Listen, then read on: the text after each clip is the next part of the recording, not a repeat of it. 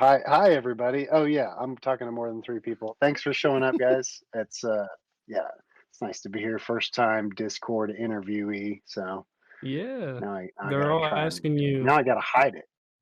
Yeah. They're all asking you what games you play. If you want to answer that as your first Honestly, question. guys, seriously, Tyler showed me.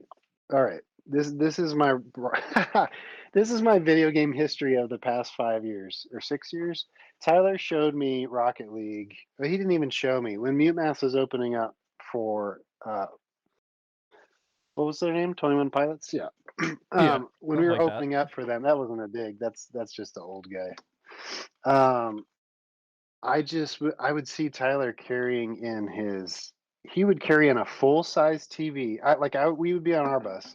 I'd see Tyler get out of his bus, go into the bay underneath, grab a full size TV and carry it. You know, big two hands. It had to be like a whatever 40 some inch TV.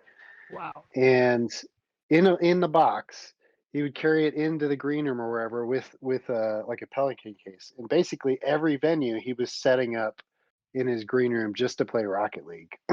Now these days, the, so that piqued my interest. Obviously, these days I think he's on a laptop. But so after like watching him do that like 5 times, I kind of just like creeped in and was like, "What is going on in here? Why are you bringing a full size TV?" And so he kind of taught me how to play. I owe all my Rocket League talent to Tyler, but I I get really deep into one game at a time, kind of like Mm. the only thing I jump around on. I'll always jump back to Tetris. Like Tetris is my palate cleanser, Dang, but I miss Tetris. I I've haven't played basically been Tetris hooked in a on while. Rocket League for 6 years. I'm not kidding, like 6 years Dang. straight. I had to I had to put my Xbox. I had to hide it from myself because once I had a kid, I was like, wow, I'm not getting enough sleep. I'm not present. I'm not being a good dad because of Rocket League. So I had to take a break from it at one point, but it's back. I'm managing my time adequately enough, I guess. But I got a little bit into Sniper Elite recently. That's kind of Mm. been a change of pace, but I still load up Rocket League most nights. I wonder if So yeah. you were on the team with Tyler when we ran into him in Rocket League. We played against We Tyler one time. It yeah, was we an ran into him. interesting night. Hey, I'm seeing a few people in the comments, even though I'm trying not to look at it. They're saying maybe they can't hear me, but they can hear the rest of you guys. I'd say they said they reloaded Or and they maybe. could hear you. Yeah, So. reloaded it and Okay, they I got fixed it figured out. Yeah. Yeah. So I want to. I'm sure this is a great topic. I could just talk about the whole interview, video games. But I'm an old school guy. Okay, I just want everyone to know. Like, I bought the Xbox One S just to play Rocket League. It was a Rocket League machine. It's like the most money I've ever spent on one game because I only bought it for Rocket League. Um, I'm kind of an old school guy. Before that, I only had NES, SNES, and then PS1 was where I cut myself off because I was like, I know I have addiction problems with video games. So like, if I only play Halo at friends' houses, I won't abuse my time. You know what I mean? So Mhm. I kind of played all the awesome games at friends' houses, and then yeah, I joke with Tyler all the time about he's kind of like my drug dealer because it's like 1 a.m. and you get a text to like, hey, you want to hop on? You get a few games in. Mhm. So yeah, that's my gaming history is very old school, pretty much until Rocket League. Yeah, so You were on like Maybe we Flash. could get you an endorsement from Rocket League. yeah, I wish you guys could see video right now because I'm holding my new Rocket League cup that I got from 7-Eleven. It's sick. Oh, I saw him on But Instagram. I saw you post about it. yeah, I I gave a wanted very to. in-depth review of their cup quality. I was impressed. I've chatted with one of the higher ups there a few years ago, and they sent me some swag, but I guess that's a very light endorsement. But Hey, an endorsement One is an day, endorsement. yeah, that's true. One day we'll get like a huge charity tournament. It would just be all of us versus all of you on Rocket League. Oh, that would be really fun. You think we Yeah, could I would like find- that. We'll have our people talk to your people. We basically have Tyler and I have like a Monday night Rocket League group. Am I still coming through okay? Yep. Yeah. Yep. Fiddling the settings. So every Monday night a bunch of us get on and we make like a private tournament and have a good time, but that doesn't stop me from logging in the other 6 nights of the week. That's just when Gotta we all get train. together is Monday nights. Yeah. I would practice. If you and Tyler were to 1v1, kind of like teacher versus student, would you give Tyler a run for his money? It's a great question. We're actually really close. If I'm being honest, I'm probably ranked just a little bit higher than him. Ooh. We're gonna send But that it may to be Tyler because after I this. just play more. It may just be because I play more. Yeah. But we just have different styles of play. So like he's much better at dribbling and ball handling, and I'm much better at being aggressive and I don't know. I feel like I'm a pretty good teammate because I've been running around in champ, and some of those guys are so scary good that I basically just pass it to them, and I make sure I get rotate back and be a good goalie. But sometimes I ride people's coattails up into mid champs. I think that puts me to shame.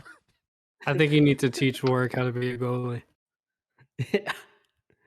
I just like to hassle people and blow everyone up while I let everyone else do the work. I do aerials. That's my strength.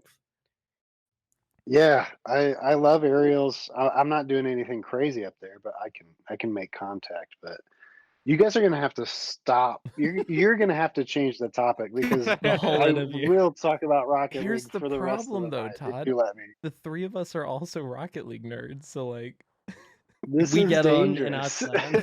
So we just Imaginary sat down method. with the drug of choice, and we're gonna pretend not to look at it at some point.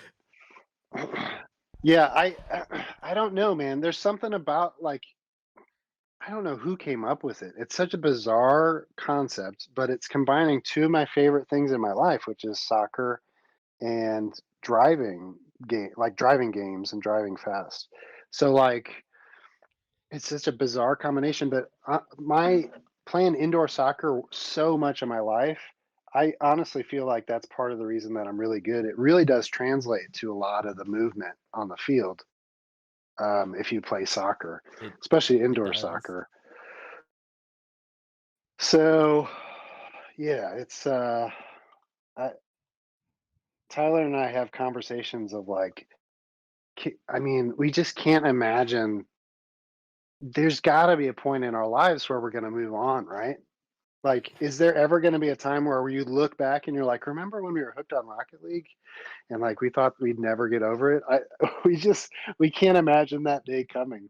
It's like, what's going to happen in technology? I don't know if it's going to be like Oculus stuff or something to finally trump just how fun Rocket League I is. feel I don't like know, to beat but Rocket it would be League, fun to get in a tourney, like a proper tourney. Yeah. I feel like for Rocket League to die, it'd literally have to just die. They just have to cut off support for it. Rocket Yeah, League like 2. Flappy Bird, like you can't get a hold of it Right. anymore. They Yeah. just have So to you just can't play it. remove it. Yeah. Or you have to play locally. Yeah. That would probably kill the game because it's been around for what, 7 years now, still going strong. Yeah, Something like yeah. that. Let's see a quick Google. To 2015. be honest, I didn't even know it was that old. Yeah, about 7 years. Oh It's been man. out. That's That's crazy. crazy. Was it? Yeah. Yeah, 2015. Was it 2015? Wait, when was it? I missed it. Oh, yeah. 2015. Wow. Yeah. So I guess I caught it pretty early. Thanks, Tyler. I'll make sure that our team sends out some emails and we'll get like a charity stream going and some esports and we'll all get on Rocket League play and just Rocket League. trash talk. I would Trash- absolutely do that. We're gonna trash talk and then lose. That's what we Yeah. did last time. We're we're gonna talk so much smack and then just get slapped. That's mostly what we do in our group anyway, is we're basically there to talk trash. And Rocket League's a bonus. That's All right, exactly what we'll it is, Poet. It's just cars and soccer. Speaking of games, we'll get off Rocket League for a bit because I feel like we could genuinely let's spend try. the whole interview. Yeah, let's try to get off it, and then I'll loop it back around. We'll end on Rocket League. Don't worry, guys. We'll come back to Rocket League. Hey, sorry, I don't want to be rude. Give me like your guys' real names. So we got Warwick and who else? As for Skip, my real name is Jose. Okay. And then my name is Francis on here, but I'll go by Frosty or Joshua. Either one works. Okay. Francis and Jose and Warwick. Great to meet you guys. How long have you guys been running this channel? 1 month. Yep, it's been about a month. Yep. Oh, nice. All We- right. Sick. we- How'd it go with Josh? Have you guys done anyone else yet? No, you were the second interview. Nice.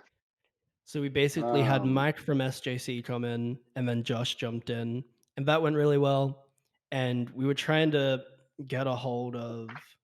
We were going to see about maybe doing Mark in the future, but we really would, especially after seeing the recent takeover tour of you doing the Chicago Bulls bit. We were like, he seems like Oh, fun. Let's man. interview Todd. I was pretty proud of that one. It's a good moment.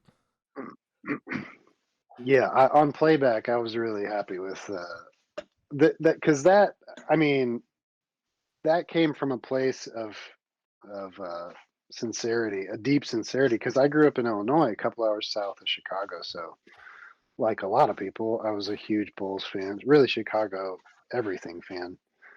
So that the Chicago Bulls announcer, that's ingrained in my memory. Like I didn't look it up before we filmed that. That was just like, I'm in the United Center. I have to, and I have a huge sound system. I have to play this.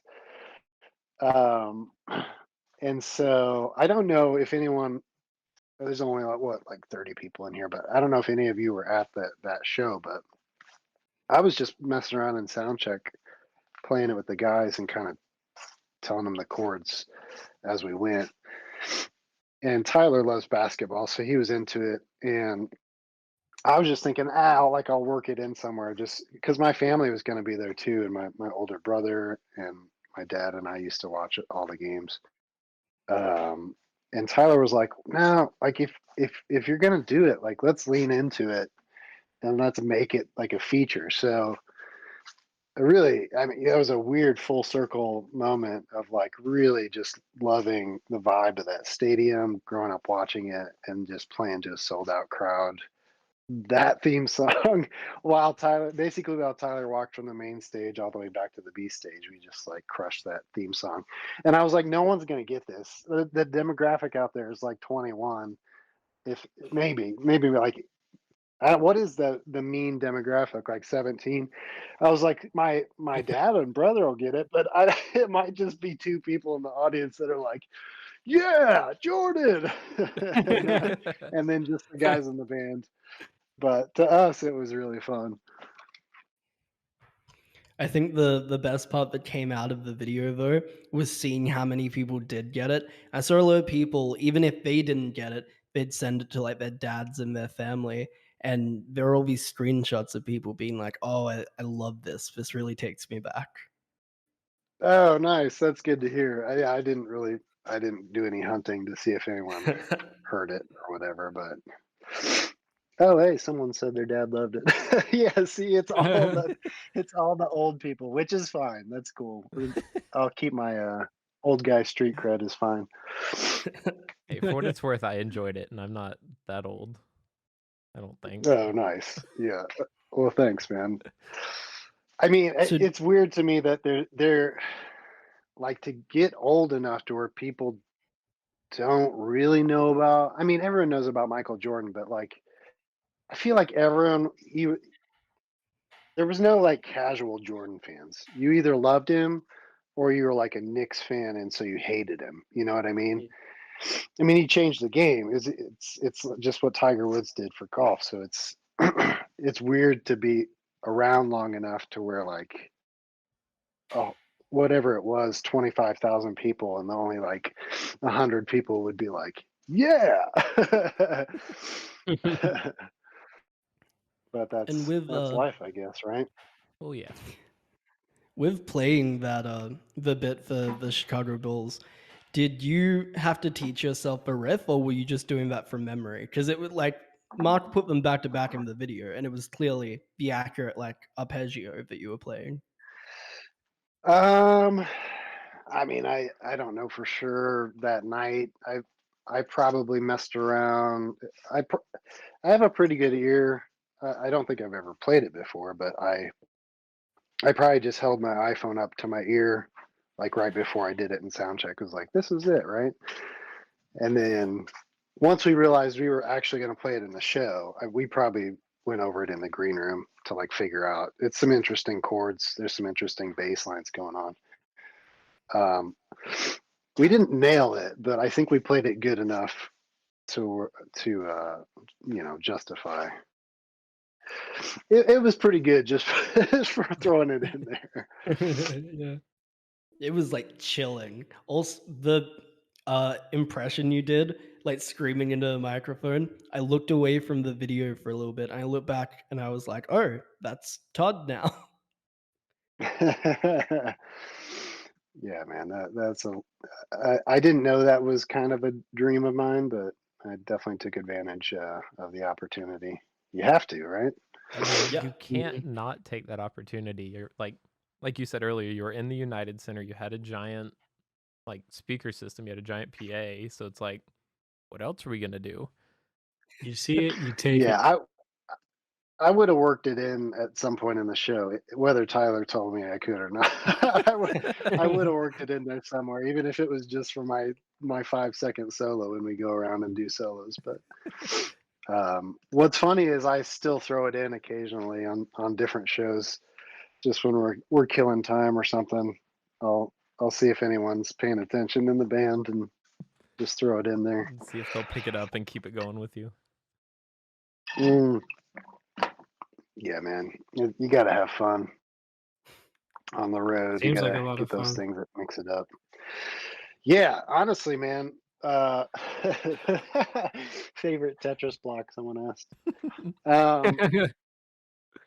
It's we came into it blind. The only guys that sort of knew each other, Skylar and Dan, kind of knew each other a little bit. They weren't like besties, but they were buddies a little bit. And so,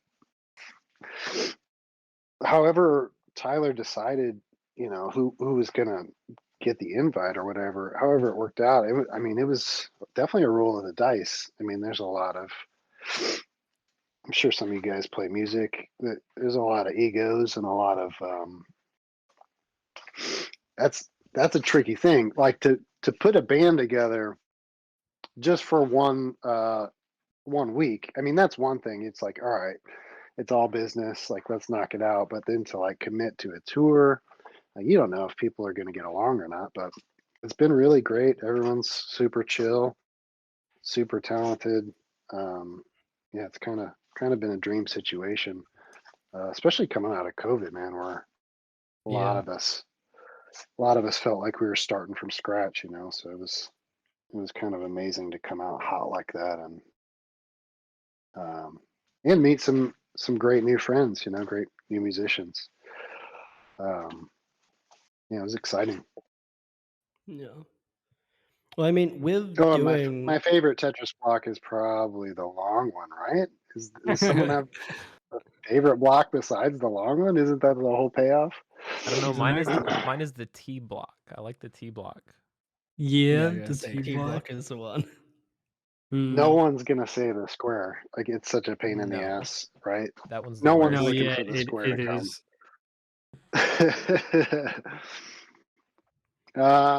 I am just gonna hit a couple of these comments just for fun. Yeah, go ahead. Yeah, go If I see ahead. one that catches my eye, because a lot of people seem to be asking what my favorite 21 song is to play. I've said it in a few things, but man, it was the same. I had the same reaction when I was just watching them when we opened for them. It's the same answer. It's just heavy, dirty soul. It hits so hard live. Yeah. When I wasn't with them, and still when I am with them, that's such like a massive energy. It's great. And being able to piano's kind of like my true love in music. So being able to just crush a grand piano sound during that and play those parts, it's really fun. And then Dan gets to destroy a solo. Yeah, that's a good time every night. And this Yeah, Heavy is Dose the was second great. time you've done Heavy Dose Soul, because you also did it with the Mute Math collab. How different were those parts, I guess? Because you were playing synth for both, right? Yeah, that's right. I forgot.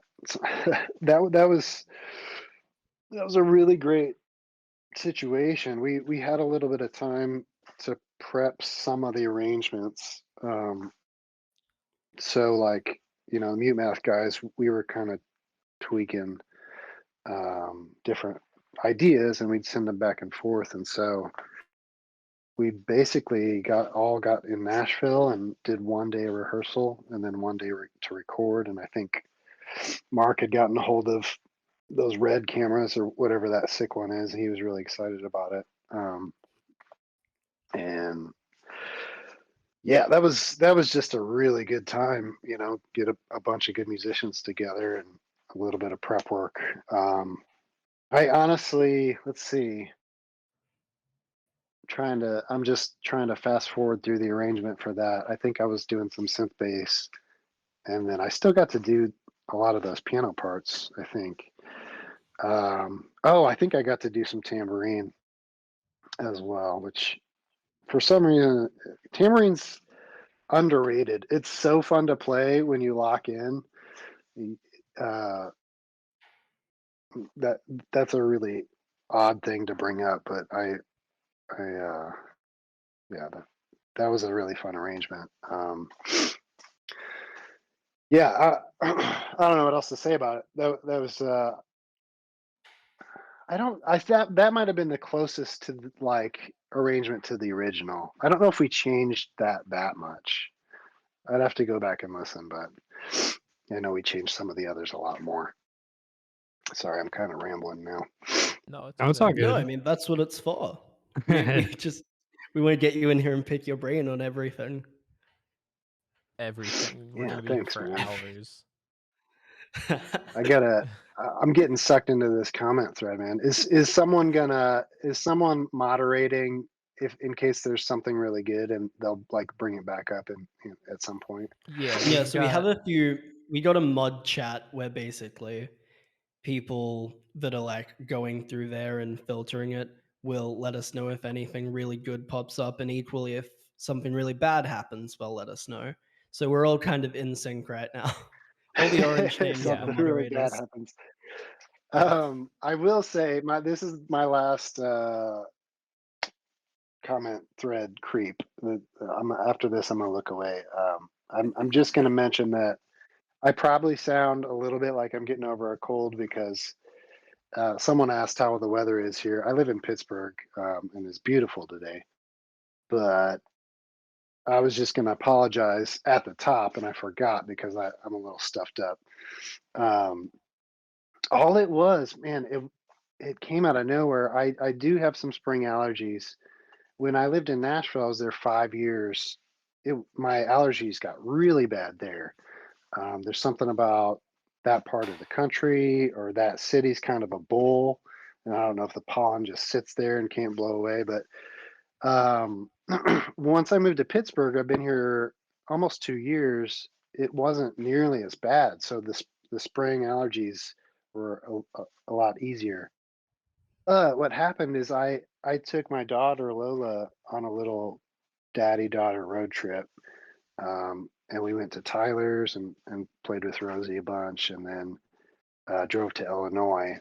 We basically went to my parents' house for several days. Um, that 1 day, one one 24-hour period of playing in Columbus outside a bunch, it just wrecked me. Like I was like, oh man, a couple days later, I started, feeling sore throat and feeling terrible, lack of energy, just all I was like, oh man, did I get COVID? I'm like texting Tyler and another guy that I stayed with. I'm like, you guys, and they were like, no. And it was one day I guess a little more Midwest outside in the spring, and it wrecked me for like a week. It's crazy. Um, Now I'm back in Pittsburgh, and I've been outside a bunch the past 2 days, and it's not as bad. So anyway, all that to say, if I sound stuffed up, it's because I am. But I don't know. I'll take the trade off of a beautiful spring weather if I, you know, wish I'd cut my nose off for a couple weeks, but it's worth it. Man, I can't relate. I'm just getting over my own fever, but because it's Australia here, we're just leaving summer, heading into miserable autumn. Oh yeah, that I can't wrap my mind around other parts of the country having different seasons. I've always struggled to reconcile that, but I don't know. I keep moving to these places that still have like serious winters, and I gotta find a way out. I don't know what I'm doing with my life choices, but I honestly I hate winter. Even though I've lived in Illinois, Missouri, Tennessee, and now Pittsburgh. So Maybe, Tennessee was the mildest, but maybe that's why you hate winter so much. why? Is because you've lived in Illinois and Missouri and Pennsylvania. So you've gone to like Yeah, miserable winters. yeah, it sucks. I mean, the only payoff is how pretty snow is, and that's it. So like if it's gonna be cold, I at least want it to snow. But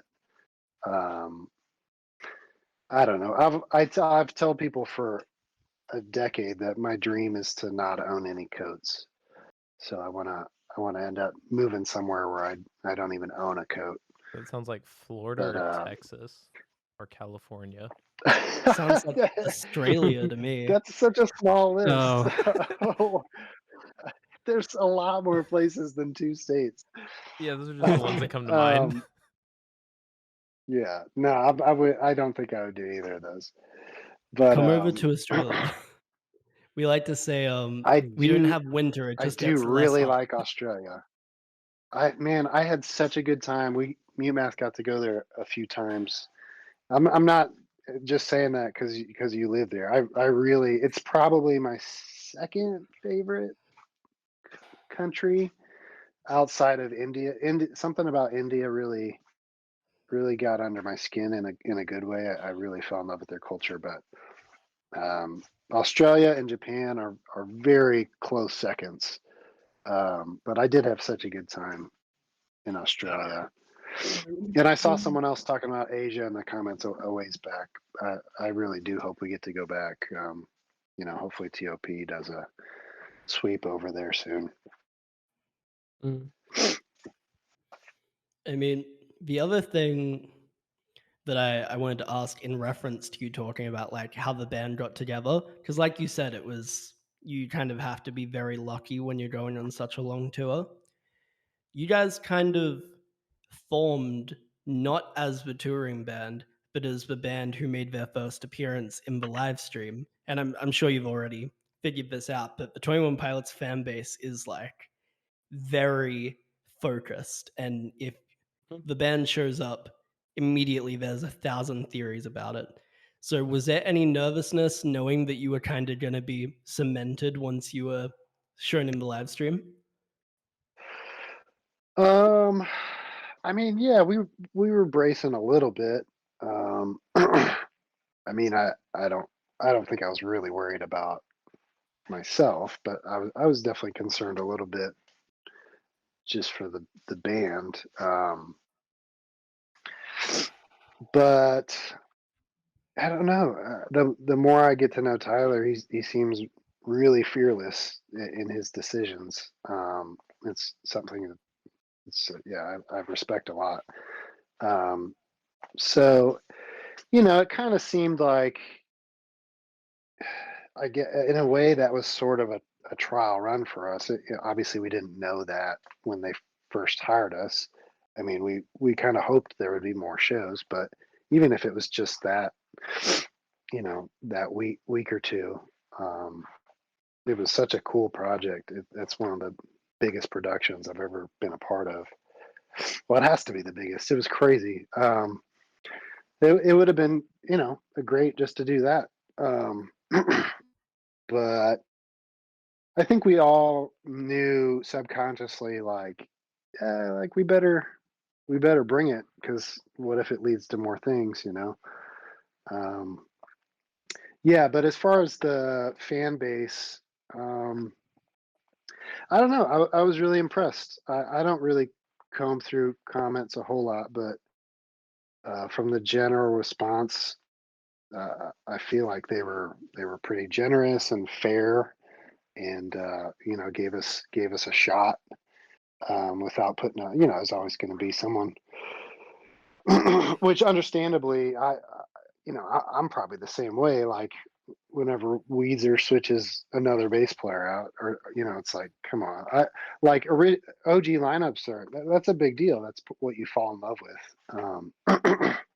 So, but I do think that they've really handled it well in the shows, and in how they're still presenting that those two, Tyler and Josh, they're still 21 Pilots. I mean, and they get to do quite a bit of time, just the two of them at shows. For the big shows. I don't know if they do like 35 minutes up front, and then they end the show as well with a couple tunes. So I feel like they've been really smart about it. And I know Tyler.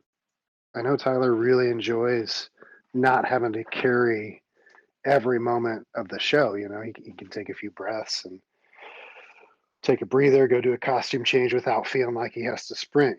So we can take a lot of the of the weight off. It's insane to be a two-man group like that. How much pressure they must have felt at those shows. I mean, that's a lot. Um, yeah, I don't think I've ever really felt that when you have four guys, like in Mute Math.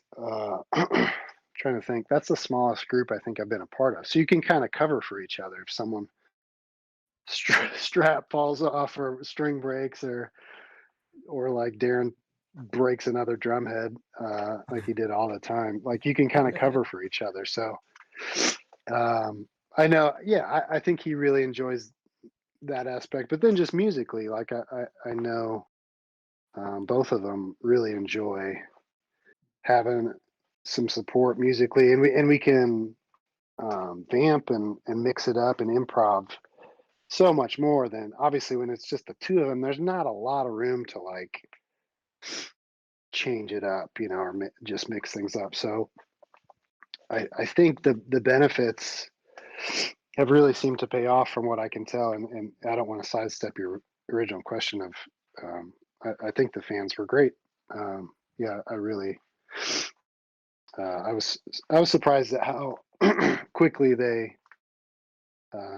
loved us, even individually. I can't compete with Skylar. The energy that Skylar brings, or the fan, Dr. Bloom fan club. But I don't expect to. But everyone's been super nice and super kind. And so, yeah, like I said earlier, it's honestly been a dream situation. So, yeah, I'm hoping it goes a lot longer. Yeah, I mean, in terms of what you were saying about like being able to bring new levels musically to the shows, I saw about like 20 different comments saying that Message Man with the backing band, like having you guys up there for Message Man, made a huge difference, and that like everybody loved Message Man so much more, just with y'all. So like, even just here, there were people that were like giving testament to that that musical change that they really loved. Mm-hmm. Yeah, thanks, man. That's good to hear. That one hits really hard live too. That's pretty intense. Yeah, someone literally just said All message those band all sent those quick solo band is so hits good. and yeah, that's a really fun song to play. So I If did that. Go ahead. No, you go. I'm good. Okay. There was a question earlier that I saw that I feel like is probably a good one to ask on the topic of the live shows. I forget who asked it, but they asked if off the top of your head if you could give like a quick rundown of your setup for the shows and like what you were rocking, like keyboard wise, synth wise, if you knew it off the top of your head. Oh, of course. Yeah, I had a couple of my personal keyboards that I was planning on using in the tour, but we we ran out of inputs. So I kind of had to condense. I had to scramble in our prep work because I had this little Roland module. They re-released the Juno 60, Yep. so it's a little module called the JU06. So I had programmed in advance. You know, I was practicing and crafting sounds to match the record and all that. So I made a bunch on that, and then I think I made some on my MS-2000, which if anyone saw us in Mute Math, I had those two Yep. on stage a lot. And so I kind of had to scramble. You know, like we were calling a lot of audibles. At some point, we have to. Something's gotta we gotta mess up at some point. We keep trying all these things, and it just keeps getting pulled off. Maybe we're just good enough to do that, being professionals. But like when we got to tour, we had like a little bit of a rough sketch on how that strum set was going to go. But once we figured out, uh, like, okay, Todd's going to play violin, Dan's going to switch to acoustic, you know, accordion, bass. Once we figured that stuff out, they're just like, okay, well, we got to add wireless for that. Everything's going to be wireless, so we got to add those channels. And they're just like, yeah, we don't have enough. We don't have enough channels for you to even do this. So I had to downsize to, you know, just the Nord. So I have a Nord. Well, I don't know which model. I have one of the Nords. They're very similar to each other. I have a good Nord, and then on top, Jesse and I both got a Korg. I think it's the Prologue. And so I had to condense. I had to consolidate like three or like those other two keyboards into the Prologue or Nord combo. So I was like bringing the Prologue back to my hotel room every night, like working stuff out. And that's not the easiest keyboard to just learn. It's that's kind of a tricky axe.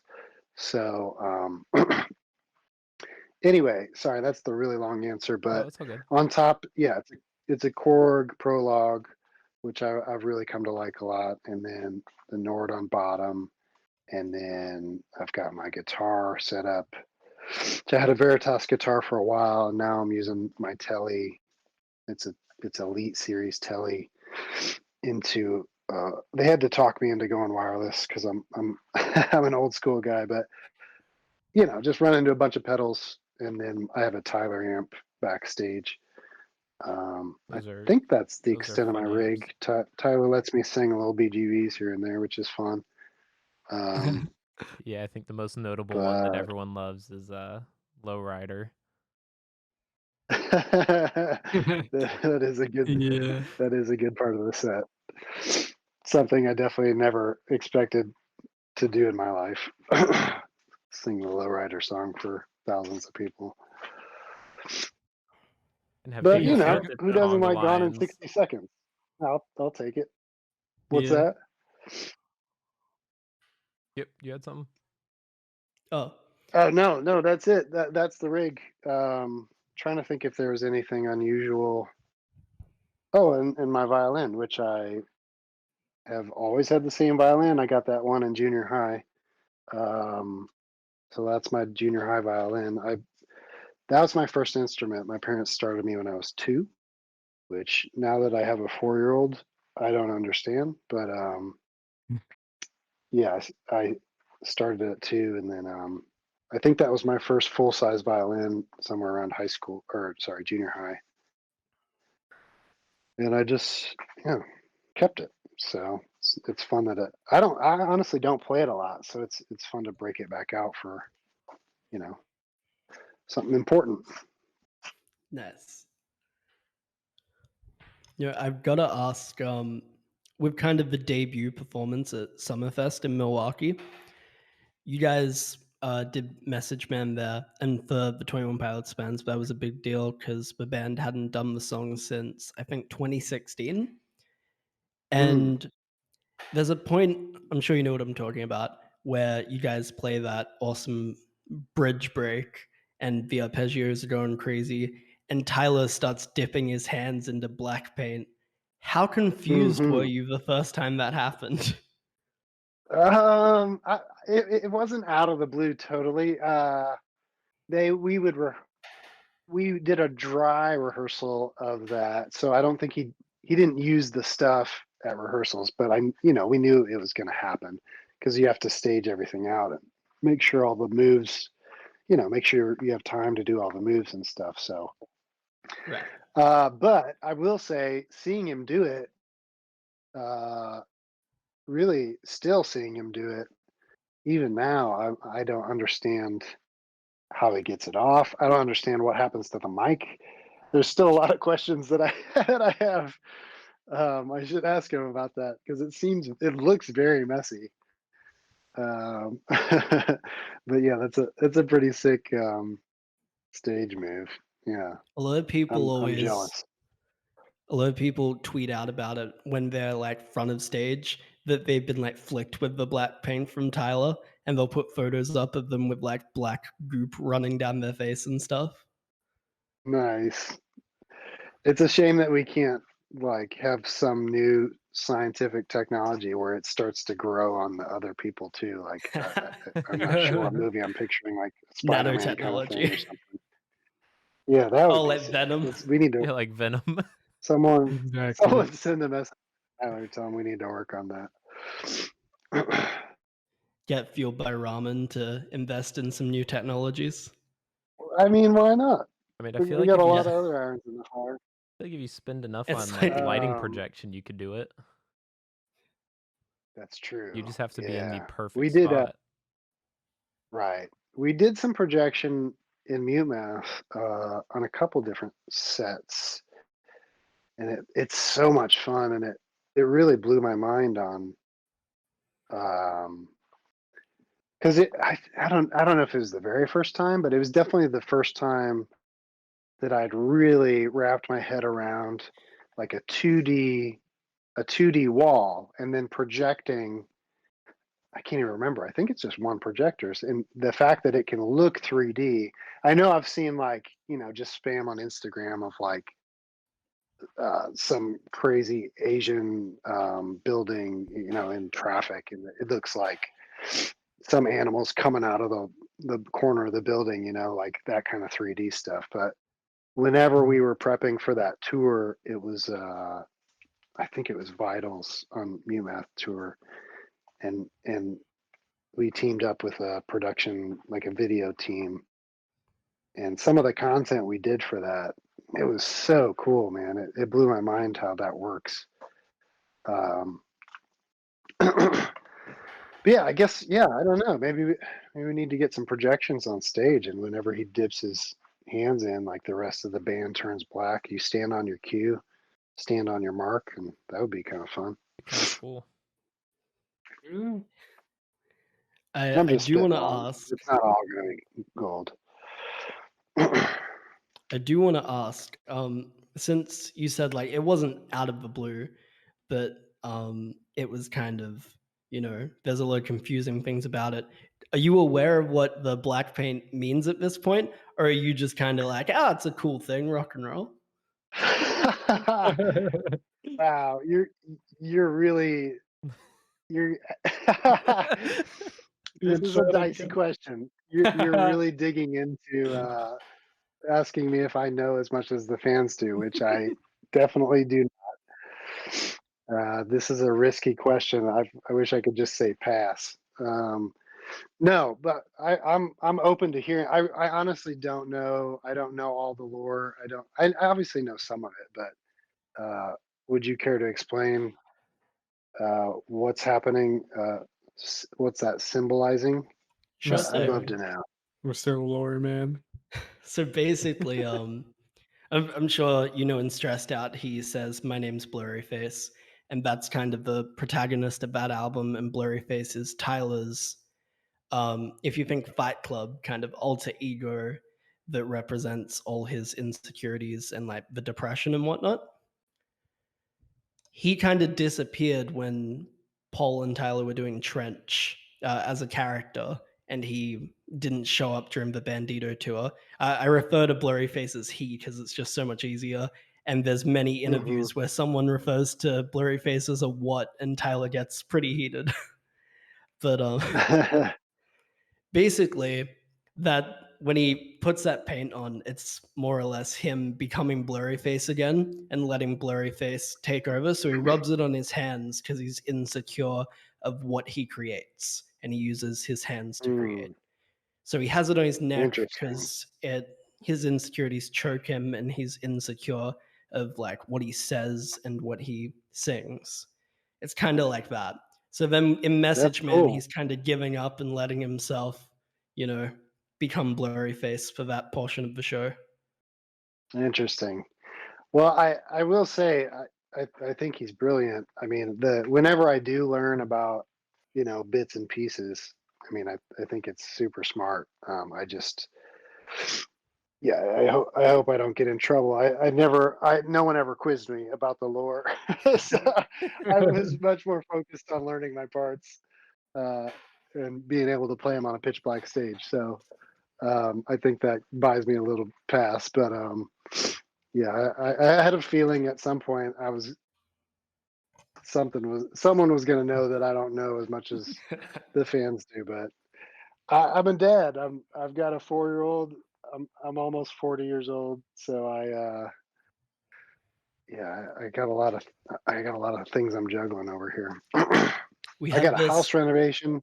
My basement's a mess. I got allergies. I got 2 cats, but I ain't complaining. No, like you said, you have to learn your parts. We can't expect you to know the law. That's why you're here, so we can educate you on it. Yeah, I mean, if I really wanted to, I definitely had enough downtime on tour where I could have asked, enough questions, or I know there's some walkthroughs on YouTube, Yeah. but Yeah, several hours long. Yep. You ever heard of the novice?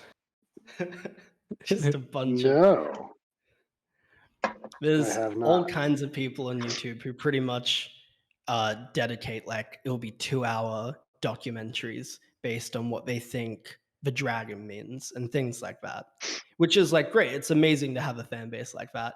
But I It imagine there is, are yeah. certain things I remember one time you were laying back on the dragon on stage at I think the Oh Billboard yeah, Music Awards. I Everyone was like, "What definitely does did this that. mean?" And everyone was like, "What does it mean? Why is he doing that? Are they defeating the dragon?" And I saw it and I was like, "Guys, he's just laying down. It's just kind of a rock and roll thing to do." Yeah, what it means is I asked if I could do it, and they said yes. So they said, "Watch out for the ears, but otherwise you're good." Yeah. Yeah. That was an interesting scene. We initially, I think, it's just one song, and you wanna make an impression. We were pretty. I think that was maybe the first thing we did after the stream. Um, and at one point, there was a discussion. I don't think I'll get in trouble for divulging ideas. But at one point, someone brought up an idea of just getting really wet, like basically drenching ourselves right before right before we played. And so it would just I think it was just a way of creating energy. Like your hair would be flapping around, and you'd be whenever you did movements, it would shoot water. It was just like, it's hard to really get energy when you have 3.5 minutes or whatever we had to just make an impression. So we had a couple funny ideas, but we ended up staying dry and just trying to just trying to bring it for those 3 minutes. So that was my contribution, was like, can I get on that dragon? And that turned out to be easily my favorite live performance of Shyway as well. And I think a large part of Nice. that is just you going hard on the guitar, Just- laying back on the dragon. Just going Just chilling. ham, but chilling with trash. Yeah. Yeah, I mean, I'd be lying if I didn't send that GIF to all my friends like 30 minutes after the set. Yeah, it was pretty hilarious. The biggest takeaway of this interview, I guarantee, is all over Twitter. Everyone's going to say Todd pronounces it GIF. That's going to be the takeaway. I can feel it. Yeah, I'm fine with that. I can feel Really? it coming. Really? This is well, someone actually, I do remember someone explained like what it actually stands for, and that's why you should be saying GIF. But just, I'm kind of an English, I wouldn't call myself a grammar Nazi, but I definitely like to I like to laugh at people's spelling mistakes if there's something funny about it, not just because it's a typo. But when I see GIF, like, I don't know, for some reason it just made more sense in my brain to call it GIF.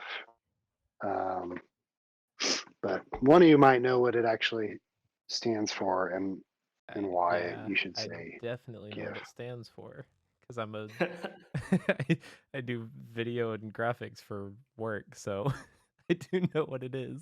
But it stands for Well, I'm 39 years old, and I'm gonna keep saying it.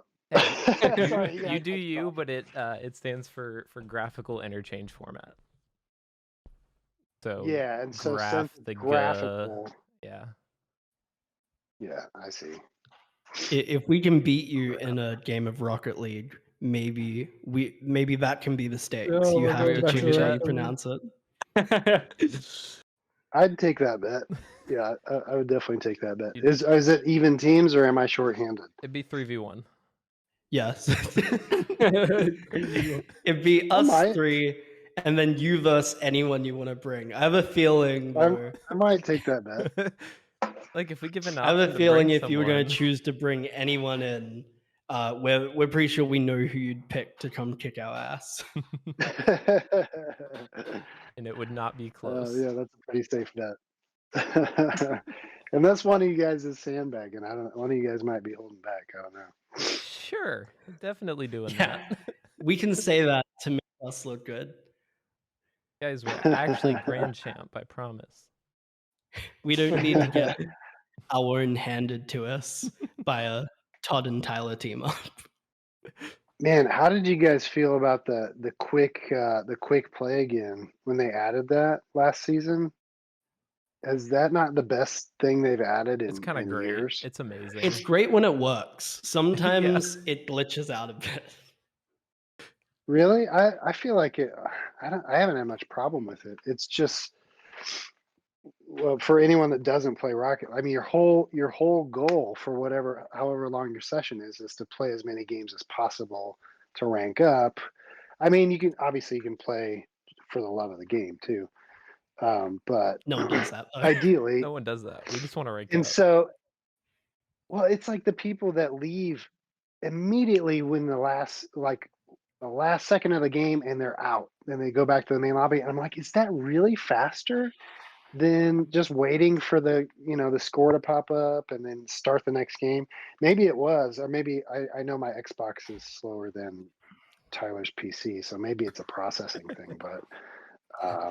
But then when they added that quick start, you realize, like, man, I'm saving like 10-15 seconds every game of getting into a new game, which if I play for 2 hours is going to turn into a couple extra games. It's like, Yeah. it sounds like such an obsessive drug habit. I was just like getting a few more games in your session. It's outrageous, but I was really happy with that. But I honestly I don't care a lot about a lot of the frills. I don't really buy stuff or I mean I've modded a few cars just for fun, but I'm really just there for the gameplay. So what car do you use? Oh, I've been on to this Samurai for a couple years now, and I really like it. It's one of the lowest profile cars, like as far as height off the ground, it's super short. So I get in trouble sometimes. The ball will go right over me, and I think it should hit my roof. But I don't know. I just really like it, and I never see anyone using it. Like I the use last it. time I saw someone using it was probably months ago. Oh, you do? Nice. We So have it's like really our between cars that. decked out. Yeah, I mean, yeah, I obviously try and make it look cool, but it's just what they give me. Like I'm not really shopping and buying credits and stuff, but Right. it's really between that and Venom. Is it Venom? What's the one everyone uses? The Octane. Uh, I feel like a lot of people Octane. use. Yeah, Venom, sorry. yeah. Yeah, I do still like the Octane. Yeah, I don't know. Everyone has it, so it's like for some reason it's fun to be a little different, I guess. Yeah, I'm team. Oh, but I'm Tyler team and I. Dominus. Oh yeah, Tyler likes the Dominus. I was gonna say that's a similar profile too. It's real. It feels long and a little Sleek. short. Yeah, I was gonna say Tyler and I did create a troll car to try. Basically, it's just the most. Uh, how do I describe it? It's the most obscene, like ridiculous car design, and the whole point is to try and make people mad when you beat them. It's like, oh man, if we beat these guys in this car, they're gonna be so pissed. And so Do you have any we pictures picked. of said car? He just pulls one out of his wallet. Yeah, I keep this one on me. Well, I can take a picture, but where would I send it to? You can probably Um, drop it in the Can I? interview chat. Honestly, Oh, you think so? Okay. Well, He's I loading think up his my Xbox. he's I think opening. my AirPod will reach to the other room. I'm walking over to the box here. It is pretty hilarious. We're taking a field trip, guys. See the Yeah, Rocket League I car. already have it loaded up. I got in a couple games before we He was started this prepared. interview, so We called it. it's We already called loaded You're up. like, yeah, I was actually late. I was doing Rocket League. Yeah, that's why I'm late. No, I was being responsible. The problem is I've never been on Discord on my computer. It's always on my phone when I'm gaming, and so whenever I joined the chat, it was like 9:28, and it was like you can't do anything in this chat for 5 minutes. Your account has to be at least 5 minutes late. All right, yeah. I was like, come on, Forgot dude. we did that. I got an interview. I forgot about that. It was pretty funny. Okay, I'm pulling it up. I don't even remember the name of the car. Let's see. Wonder when Feel Frost free to is ask me gonna another ask question. I can questions. do this. When I it can Are comes- do you a this sole loser? without even thinking about it. Not typically, but I'm not going to pretend that sometimes a troll will get under my skin here and there. Okay, so guys, if we Oh, I think ever up it's against him, we gotta troll him and win. it's I mean, all right, people that know me. Let me see. I gotta carefully take my picture. I don't know. I don't want to give away any info here. Don't want to leak That's anything. fair. by We don't want accident. you leaking anything. Accidentally. I think the puts car is called the Tyler's social Esper. security. Have you guys seen the Esper? Yes. Yeah. So it's a very like alien looking vehicle, sort of. Yeah. Right. So we decked it out. The red or orange color, whatever, it's like a fire truck. So it's a very, very fire truck looking vehicle. And then the blue one is like a train conductor. But it's all decked out like as much as you could go in that direction. But sometimes we'll make our team name like EMTs or something like that. And people will be playing us and like, are you guys really firefighters? Like Yes. before and after the game. Now whenever if you want to know how to get under my skin, I mean, it won't work if I know you're trying to do it. But I mean, I guess people that just like are trolling right off the bat for no reason, like that doesn't Us. automatically set me off, but it definitely makes you want to beat them that much more. Maybe that's the strategy of like, if I get under their skin, they'll get more aggressive and they'll make mistakes. That's obviously annoying, but I don't know. I've definitely gotten in heated arguments at a handful of times. But the funniest part about that I almost just said my username. The funniest Oh, part no. about that is you're trying to yell at someone one letter at a time. It's so archaic, and because I don't have a keyboard hooked up to my Xbox, so you're like, what? WHAT space IS space wrong, with you question mark. So it's like it really takes the edge off of trying to yell at people. 'Cause I'm not going to be the guy that like turns on the mic to yell To at yell like at that's 'em. so aggressive.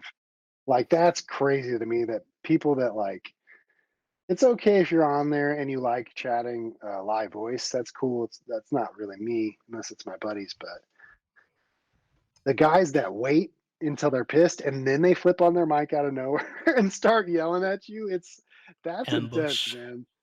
Like, yeah, I will definitely report some people for that. All right, let me see. Yeah, it says Todd's gonna dox himself. That's probably true. Don't worry, Todd we'll Okay, accidentally so sends the IC to a set list in the chat. all right, I'm gonna try and dump these two pictures into. So if you guys ever see like two or three man team that look like a train conductor or a fireman, there's a good chance it's me and Tyler trying to make people mad. Let's see. noted if we Once we This will if we take see me a it. second. Feel free to. the three of Wait, us someone's played saying. against. Go ahead. Well, just remember your thought. But someone's saying about maybe naming a fan base for me called Gummer Stands, Gummer I stands. like but that's I don't get it. clever. Am I Oh, missing what am I Stan. missing? Like a Stan. stan Oh, is someone who's like a Stan. super fan. So like instead of the Gummermans, it's the Gummer Right. Stans. See, man, you're really exposing how little I know about TOP history. This is dicey, man. This is my job, guys. All right, let's see. Let me see if So I can yeah, just dump it in. with what I was saying before was the three of us on the team here, we played against Tyler once, and we're terrible. So like we'll get one goal and we'll start spamming the quick chat and being like, what a save, what a save. And then Tyler lays out like 5 goals. And then in the Yeah. last 2 seconds, we forfeit. Oh That's like our gosh. power move. We wait till the last couple seconds, then we're like, okay, forfeit. No satisfaction of winning. That's hilarious. The worst part is our cars were like pink and blue, and we named our clan Scaled and Icy. So it was Oh, nice. so that, So it was a that bad got look. Have really you weird. guys have you guys ever had like I really can't wrap my head around why. I don't know if they're smurfing or what, but have you ever played against someone and they destroy you and then they just quit before so you get the win? And it's like, Yeah. Yeah. what just happened? I just got destroyed and then they gave me the W. Like I don't maybe they're just on there because they are smurfing, so they're just messing around, but they don't want to mess up your rank. Is that what's happening? See, what I think it I don't is that they're either having connection issues and dropping out, or they're leaving because of like we're on different servers when the three of us play, obviously, because I'm in Australia and they're in different parts of the US. I think maybe they're Yeah. leaving because they're like, oh, game's over. But for us, the game hasn't ended yet. It's got a few seconds left. So it's a really sneaky win for us. But see, I don't know if that's always the case, because like I'll be playing solos and that'll happen. And then it's just like, Yeah, all right, they sometimes just dipped. it seems really deliberate. Maybe Oh they saw man, that we this were is gonna be 21 so Pilots embarrassing. I fans and they just felt bad for us. Just sent the name I of the just copy picture. The pasted the name of name file. of the picture. Nice. Why won't it? I don't know. I'm feeling so old. I can't figure Actually, out how to you get a might not picture into have this chat. permission. They're actually, yeah, let me Oh, what check if that. I email it? Can I email it to where I was emailing you? Yeah, my you link? can Yeah, you can do email that. it How about or that? you can just add me and Okay. send it to me. It's So up to you. you can do that and we can pull it that way. I'll just toss it in an email. That's Okay. old guy. Easy Frosty, for an old guy. where's the questions that you need to ask them? We'll get there. Oh yeah. You've been After itching this, for it.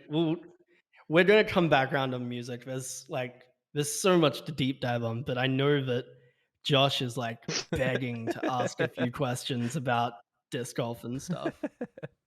Oh, nice. Yeah, I'm Because Have the you thing guys is, been? Are you up on the couple tourneys? I'm catching up on. I am up to date on them. I'm catching up on Waco. I'm on round 3. Oh, you haven't seen the So no finals of spoilers. Waco? You know what? The hardest thing, I really like my strategy because I like to spread it out. Part of this is because I I could be like ripping through those tourneys if I didn't have a Rocket League addiction, but I like spreading it out so that it's like when you like, oh, this show is really good, and you finish like season 1 in 2 days, and then you're like, there's only one season? Like, what do I Yeah, do now? And so, like, I try to avoid that with Jomez because I love it's watching so good. especially tourneys with Jomez. I mean, it's the best. Yeah. Um, so I try and spread it out so that it lasts longer, but I have to be so careful, and mostly on Instagram, to not see any spoilers. Once in a while, I'll get a text from someone. I'm just like, what are you doing? How do you not like preface like, can you believe Paul Macbeth won? Like, You how do know, you not say so like, have you seen on like Twitter hey, when have you people are, seen the end of? when people are talking about like a movie like Batman, when Batman just came out, people were like, Batman spoilers below, and then they were like, then they do the spoilers. For disc golf, it needs to be Jomez spoilers, and then the spoilers Yeah, below. you're right. Yeah, it's tricky, man. I really have to navigate. Well, the frustrating thing is I don't want to be stressed, like strolling, just scrolling on Instagram, Yeah. like worried I'm going to see someone holding the trophy. So it, it, because I would like to just relax and enjoy the content, but um, I don't know. It is what it is. I like to spread it out. So I go back and forth between, I watch lead card and then I watch chase card. So like Yeah, for so you Waco, back and I forth watch, between I watch Jomez and round 1 on Gatekeeper. Jomez. Yeah, exactly. So I like to spread it out and just take my time, and I'll take my chances with the spoilers. But I was playing around a year ago with a guy here in Pittsburgh. One of my best friends. I went with him, but he brought his friend, and we played. I guess there was 4 of us. We played this ridiculous course on the north side of Pittsburgh called like North Boundary or Outer Boundary or something like that. It's up in Cranberry, and if anyone, I mean, there's not a ton of people here, but so it was such a hard course. Like I'm not a pro level. I'm decent, but the guy, there's the same guy that designed a lot of the course layouts here in Pittsburgh, and he made this one basically for pros, hoping to get the pro circuit to come through here. Because sometimes they do moraine here, which is killer. I hope I get to see that. Yeah, that'd be cool. But it was such a hard course, and it was so much elevation. You felt like you were walking uphill the whole round.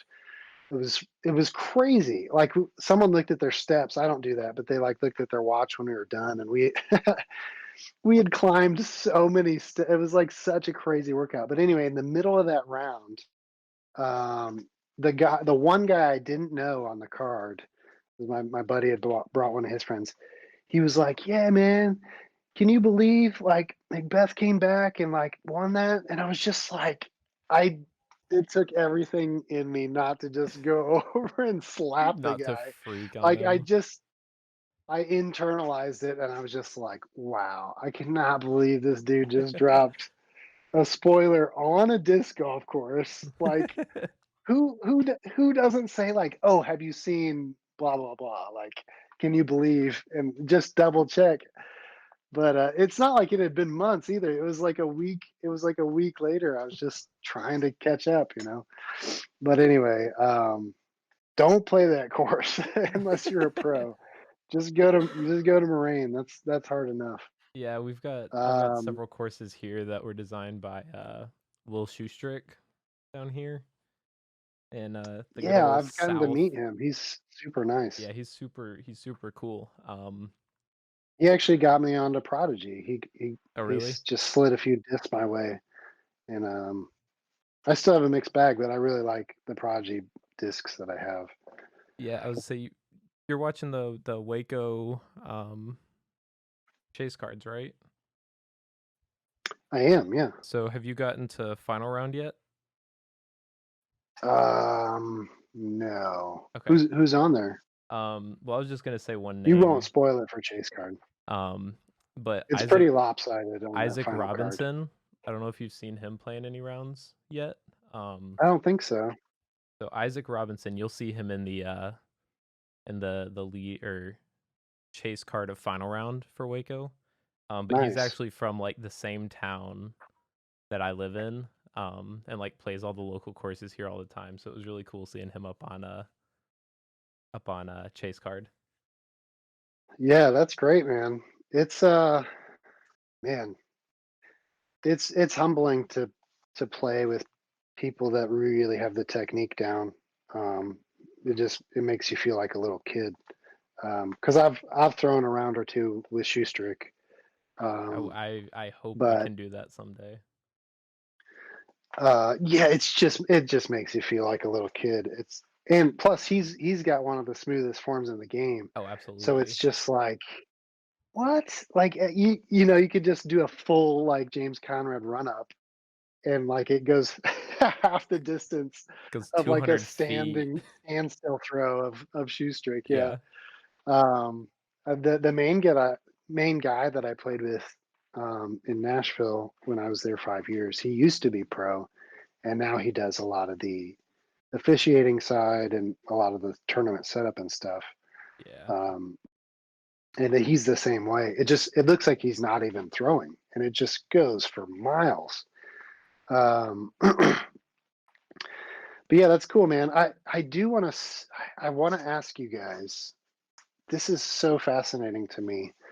I don't think I'm gonna get in trouble, but for this is so like zoomed into a niche. I'm sorry for you guys that are open for more like TOP content. But does anybody know what the yips is? You guys know what the yips are, right? Like pre-game yips.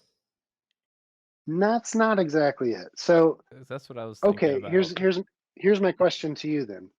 What happened to Will? Oh, you're talking about the wrist thing. Where did Shoestrick go? When he Answer me that.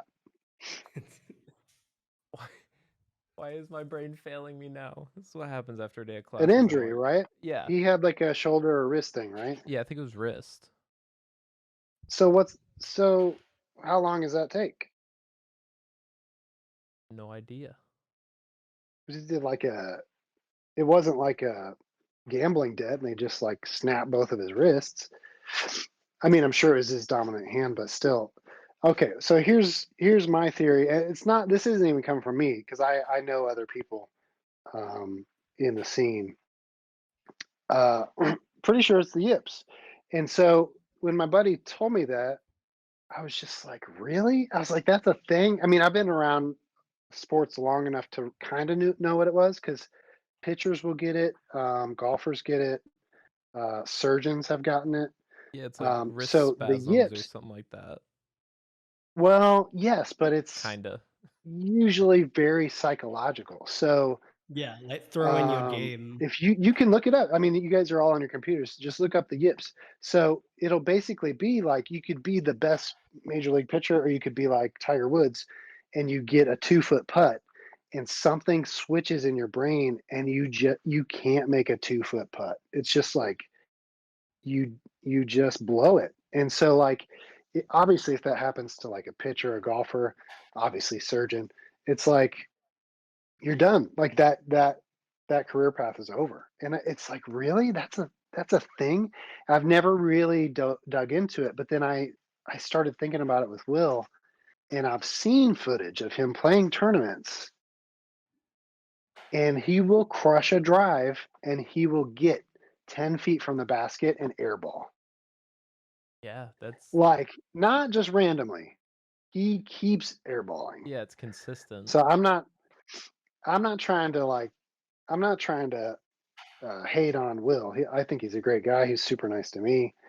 I just I really wanted to ask someone if they have seen this because I believe that's what's happening. You know, I would I'd probably tend to agree actually. Now thinking about I it. mean, for people that don't have any clue about this, this is one of the best disc golfers in the world in history, really. I mean, Yeah. he's easily top 5 ever, right? He's won worlds. Yeah. He That- dominated for a while. yeah, I mean, he was one of the most dominant like disc golfers for a long time. Yeah, I mean, it's got to be top 5 ever because you got like everyone always talks about Barry Schultz, Yeah. and then obviously Paul and Ricky, but Will's in there too. And then I mean, don't even get me started on the new guys, the young guys. But yeah, it's just for someone to be at the top of their game in sports, given it's a niche sport, but still, it's an athletic thing, and you are the best in the world, and then something switches in your brain and you can't make a 5-foot putt. It's crazy, man. That's crazy. Yeah, it's kind of weird, honestly, but like it's kind of makes sense though at the same time to just like because once you get to that level and like because I feel like when he was dominating, it was like it was still like super niche to where it wasn't even like as well known as it Yeah, is at this point. And then totally. it gained popularity, and then that was kind of when it started happening. When he was playing I those feel big like, tournaments with the bigger crowds and everything. right. Yeah, I mean, maybe that's part of it.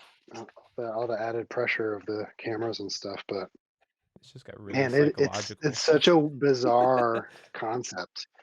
But like you don't hear about it much, but it's definitely happened to like pitchers and golfers. I think it's happened to doctors. It's you should dig into that a little bit. It's a really interesting Yeah, I'm gonna look more into thing that. to Google. Okay, so That's my theory anyway. I will I can probably agree with that honestly. Do you have any like I rambled for quite a while. Do you have any like specific disc golf I questions, or just did had you some like just want to really talk about like it? simple ones, just He partially for has an my own Yeah, entire interest. do it. page. An Let's do it. entire page is a little extra. Just a couple Yeah, it pages. was a couple. It's just a couple questions. So I guess the easiest one to ask is like, how did you first hear about disc golf, and when did you start playing it? Yeah, that's a good one. It's probably the same as like 99% of us. Is just like one of my buddies was like, "Hey, you like frisbee? Like, you should come try disc golf. It's great. It's free." It's like, "All right." So yeah, he just took me to a course. This is when I was living in Springfield, Missouri, um, and I wasn't great at it, but I had been casually playing frisbee my whole life. My dad and I used to. That was one of our favorite things was just to go outside and throw a frisbee around. Um, So somehow I had never heard. I wish I would have heard of the sport when I was younger.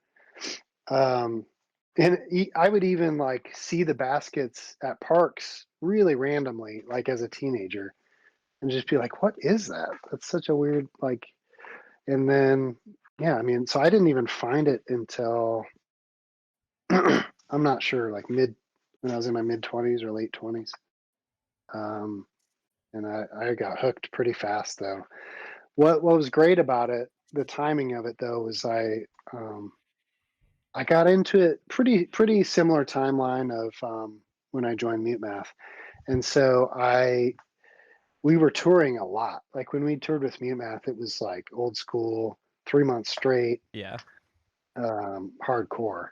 So the nice thing is I've probably played in almost every state because you're just touring, and we were luckily successful enough to have crew help us set up every show. So Yep.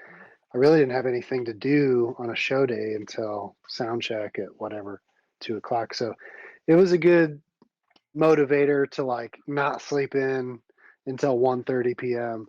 And wake yourself up, go get some exercise, and also to see a new part of the town that you've seen 10 times, because I've been touring playing music since I graduated high school. So man, all right, over 20 years. So you end up in a lot of the same parts of those towns.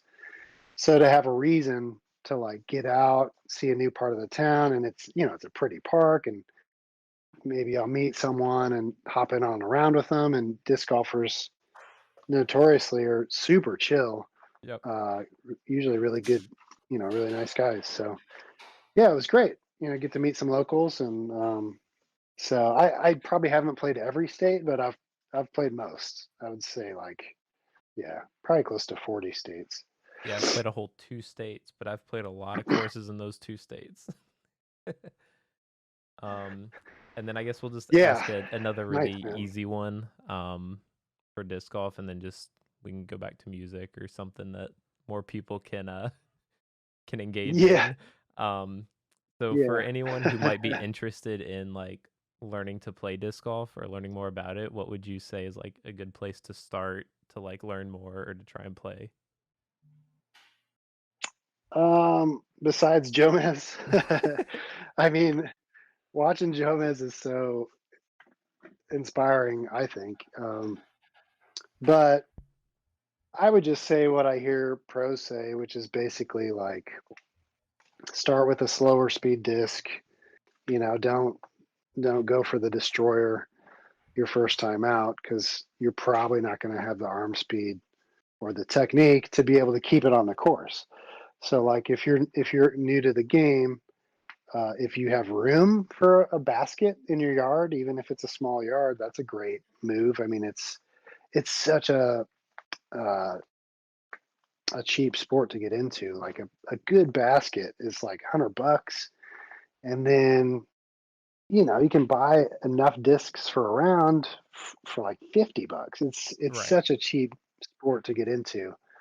Um, but yeah, that I think that's my quick tips is like don't don't go for the big discs too soon, because they're what they try to tell you is it's more important to get the form down and be able to throw a putter as hard as you can and just get the technique down before you start reaching into flippy drivers and stuff where you end up going all over the course Yeah. if you don't have your technique. So I didn't really have that advice when I started, so I don't have great form, and I've kind of wondered if I should relearn, like reteach myself. But my buddy that used to be the pro, he was like, "Well, if you're gonna relearn, like you probably need to take a whole summer and basically just do field work." And I'm just like, I'm good. You're like, I'd rather just play rounds I'm a instead of a field. Yeah, I'm okay just being a couple under. Like I'm fine with that. All right, we got the disc golf out of the way. We can get back to music. He's Yeah, been thanks for talking bringing about that up, though. this. Look, ever since He's we been so announced, excited. I was like, yes, I finally have someone who understands. Because the other two in here, I think Warwick kind of understands it, but just doesn't play it at all. I give him a lot of flack for it. Skip just doesn't care. So No, this is the same level of passion as Rocket League, but just in a niche sport. I mean, I have the same enthusiasm for sure. yeah, I may be And I've gotten a lot of my friends into it too. So I've but none of my bandmates, surprisingly you need to get them in any into band. it. I was gonna ask that. I was gonna I've ask if you've tried. ever got Tyler No one will go with or me. anybody. Hey, next Oh, time, that's not true. I've gone with Tyler once, I think, hey, back when we See, I opened thought for them. Josh would do it. I feel like Josh would be into it. I've tried Josh to get or him to go, Dan. so maybe you guys need to give him shit, I guess, because I'm game for it. maybe I'm not. We're supposed like, to go. hey, do you want to come in for an Um, interview?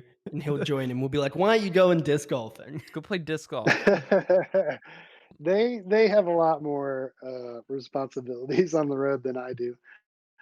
So for I have a pretty Takeover Tour, easy schedule. did you get out and play any during Takeover Tour while you were in the different cities? Oh, absolutely, man. We were flying quite a bit, so it was an abbreviated bag. I would just take like 3 or 4 discs. But yeah, man, a lot of Uber drives. Sometimes I'd get lucky and kind of have a buddy that would take me, or I'd meet someone that would give me a ride. I was to say if I had Or I've taken a couple very long Lime scooter rides to find a course. I remember in Oh, Colorado when we did Takeover in Colorado, I definitely took a Lime scooter from downtown to whatever that course is, but it was like a 35 The minute dedication. scoot. look, if I But had- then the great thing about the disc golf community is there was one other guy on the whole course. It was kind of a dead course, and I kind of caught up with him, and I was like, hey, you want to finish the round together? He ended up being a really cool guy. He loved music, and then the next, like 2 days later, he gave me a ride all the way out to. It was like one of my favorite courses, but it's like an hour outside of the city. So it's awesome. You just meet people. They're super nice. So he gave me a ride all the way out to the course. It's called Beaver Ranch, Beaver Ranch, in Colorado I've wanted Springs. to play Beaver Ranch. It's so sick. And so, but yeah, I'm still working it in, man. It helps keep me in shape. I'm trying to fight off this dad bod, but If I had thought I about it stopped when playing you were soccer, and so my belly started doing different things when I stopped playing soccer. when you were in Atlanta, I would have hit you up and be like, hey, let's go play some disc golf because I had a friend in town who wanted to play too. Should have Yeah, it's a little bit of a dicey thing. Oh, I I'm just sure. I haven't had to. Well, I haven't had to be very careful because UMass was nowhere near The the level of level of fans. Yep, I So was I mean, still there. I definitely had a few people that like UMass fans that had never played and just really just wanted to give me a ride and like walk with me around the course, which is fine. But one guy, actually, that's hilarious. It was in Australia. This one Oh no. guy, he was super nice. He brought his fiance and they picked me up. But I hadn't brought my discs to Australia. I don't, how stupid of me. But he's like, oh, we'll try and find some on our way to get you. And so he just shows up with a couple like regular frisbees from like a college store. So they were just like college frisbees, not even like Innova nice ones. It was just like college brand It was just frisbees. whammos. Yeah, and I was just like, man, this might be tricky. But we lucked out. We got to the course, and there was like a league about to start, and there's always league guys that are like, "Here's my bucket of discs that I don't use anymore. Go ahead." Yep. So, um, it ended up working out great. But I haven't had to be very careful until now. So if you're listening, you can feel free to like shoot me an invite to go play around, and I'll ask you if you'll give me a ride. But I guess my wife tells me I need to be careful, so I usually listen to her. It's probably a smart thing to do, honestly. Oh, hey, It's you're in just- Atlanta, right? Have you played that private course that it used to not be private, but then people weren't careful enough with it, so they made it private. Have you played that one? I forget the name of it. I'm trying to find the course You know listing what I'm now. talking I about? know the one you're talking about, but I forget the name, and I have played it, but I can't remember the name. Oh, nice. Well, I have family in Atlanta, and I keep trying to get over to play it, but now that you have to like set it up, I don't have time to do all that. Yeah, it's a whole And process now. but I like the few Atlanta courses I've played. Although the one that I like, they say has become a super shady part of town, and you don't want to park your car there. Which So I one? guess you're supposed to Perkerson? Uber. That sounds right. Yeah, I Yeah, think it's that one. it got It's got a little shady. creek running through it. Yep. Yeah, it got a Yeah, little that's a shady. great park. Good park, but it's shady. All right. Well, we got the disc golf out of our system. It's out of the I way. appreciate that. You got my two passions besides music. Now we find a way to link it back to the music. So music. Yeah, work ethic. You know what? Everyone right? wants to know this, and like if you can't say anything, just say pass. But you were brilliant in the Saturday music video. Loved seeing you pop out of the water in that one. Are we going to see you Oh, in thanks, the man. outside music video? Oh, I don't think that's confidential. But I am gonna pass. Oh, okay, Yeah. gotcha. Loud and clear, I think. Oh man, I'm pissing some people off. I see it already. Everyone, Welcome to the no. clique. Well, what happened was someone messaged Jesse, and he was like, "Oh yeah, you won't see us. We died in the last video, but there's this shot right at the end where the entire backing band comes back out of the water, sitting and you there. see that they're very much okay." Yeah, So then I everyone have was like, "That's a questions bit about that fishy." music video too. We definitely did a few things at the end of Saturday that didn't make the cut, like because we basically got waterboarded for a good half hour. It was really Naturally. interesting. As one I does. felt really bad for a couple of the other guys because I'm like a fish. I love swimming, and I used to be on swim team when I was little, and so I love going underwater and holding my breath and laying on the bottom of the pool like you're taking a nap and all that stuff.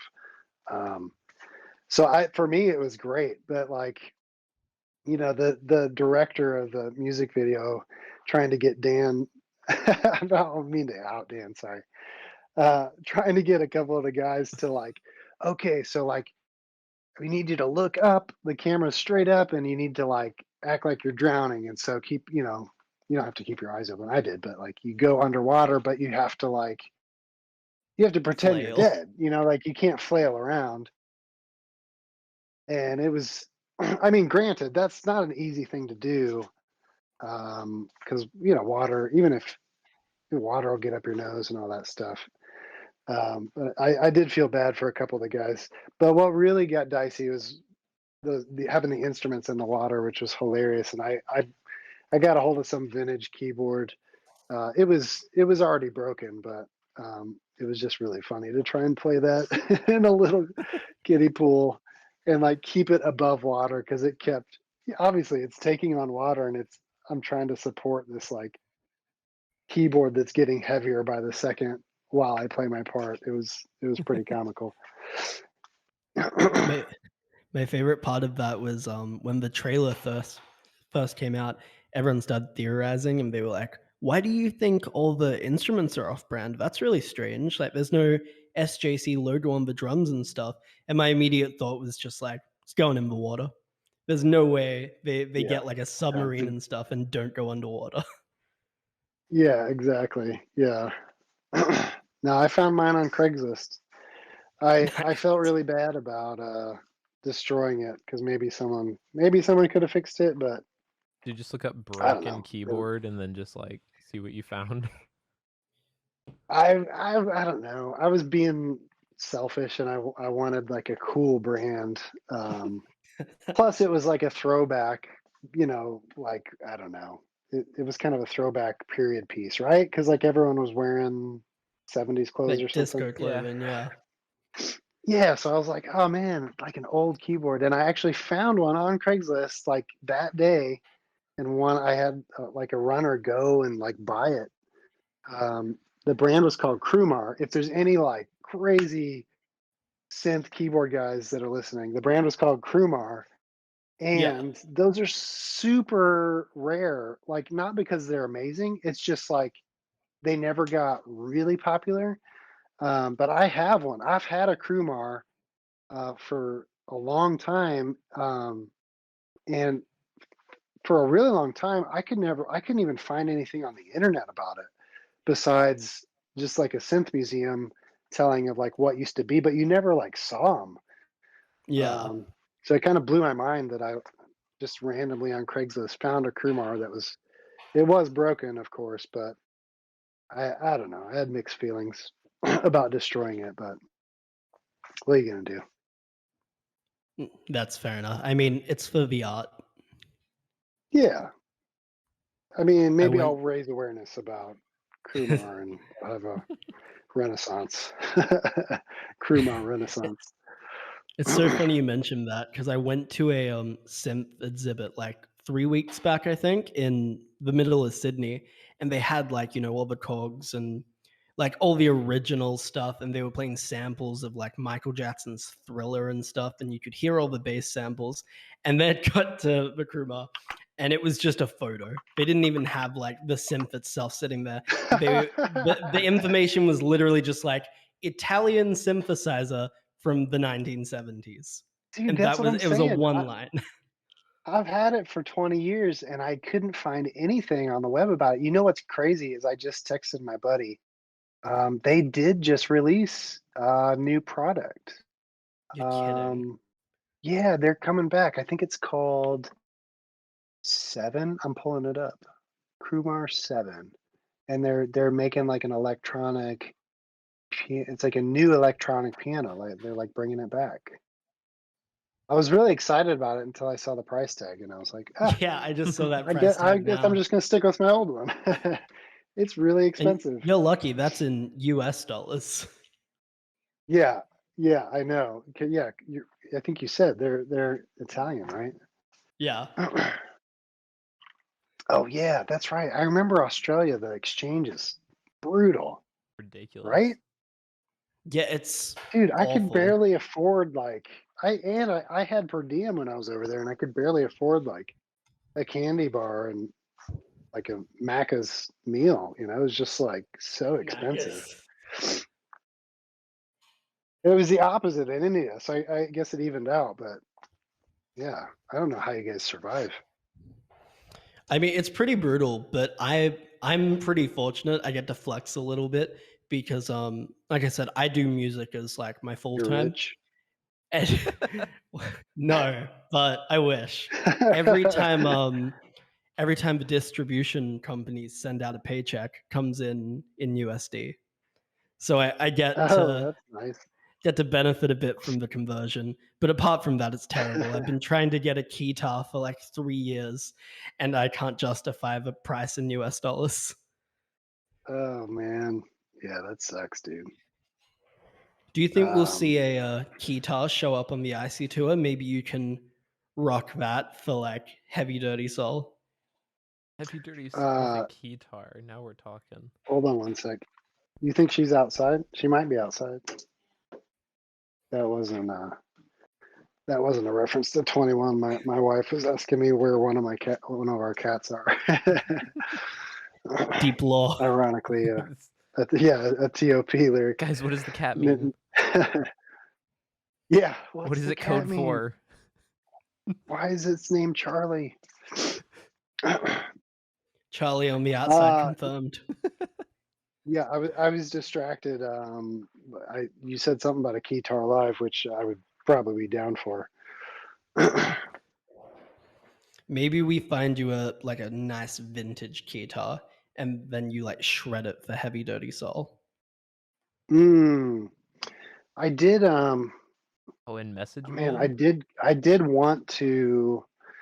There was a moment in our Mute Math set where I was kind of wanting to do that, but it's kind of Paul's thing, so I was just like, I don't know. But we had a big synth solo in.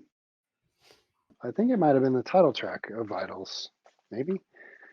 Anyway, it's a great synth solo that Darren actually wrote, but of course I had to play it.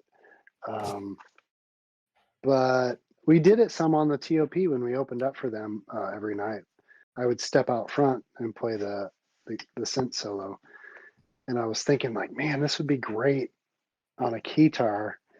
But the problem is it's pretty technical, and I really had like it was hard enough just to play a regular keyboard, let alone like Right. try and do it sideways, and like plus I had to do pitch bend and whatever the other one is too. There was a lot to do in the span of Get like an a expression 30-second pedal. solo. Yeah, it just turns Whole into MIDI this setup. one-man band like rolling onto stage. Yeah. On a Link keytar for $350 on Reverb. I think Oh, you is could. that old? I think it's like 90s. Not like crazy old, but Links were apparently like the thing. I think you could probably get away with bringing the guitar for the IC tour because when they were back when like 2010 when they were crazy small, Tyler was always up front with the guitar, so he'd be like, "Yeah, bring it back, bring it back."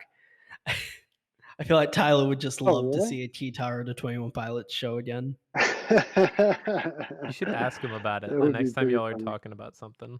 Yeah, but if they have to Oh, I bring a had no guitar idea. back, He they have to actually bring brought back one out. Slowtown. Yeah, he like Skip said, he played Slow Town, which is one of their lesser known songs, kind of one of the forgotten ones pre-record label. But he played a few songs on the guitar and he'd like Skylar energy spinning around and stuff. So I think maybe Oh, you could sick. channel some of that and see if I think he'd be cool with you bringing it back. I mean, if that's not a Mute Math tip of the hat, I don't know what is. That had to be a little Mute Math action, right? Because they were Here's definitely fans. They used to come to shows, so I don't know who's just thinking about guitars with like if you're not a Mute Math fan, there's not a lot of bands out there doing that.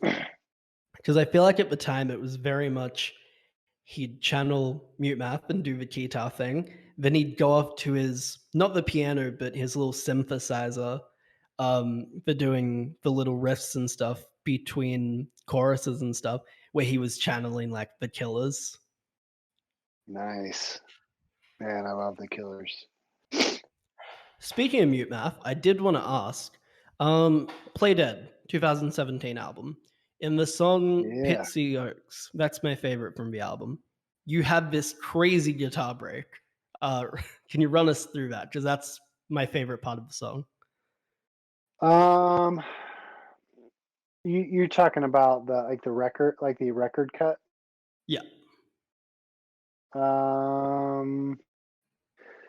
Yeah, well the easy answer is Roy. Like a lot of people didn't realize that Roy did most of the guitar. Well, he did all the guitars for Odd Soul, and then even on Vital. Well, the truth is, he's just a better guitar player than I am, and definitely better at writing parts.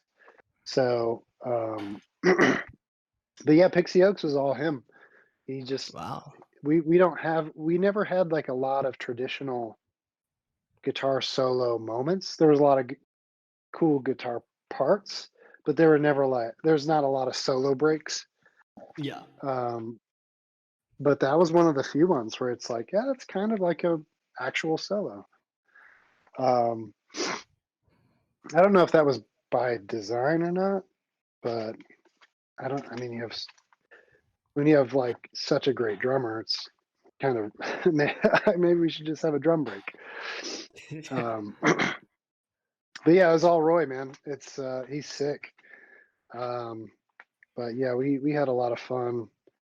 Always a lot of fun recording those records. I mean, it's a lot of work and very tedious, but that getting that detailed with sounds, it's a lot of fun.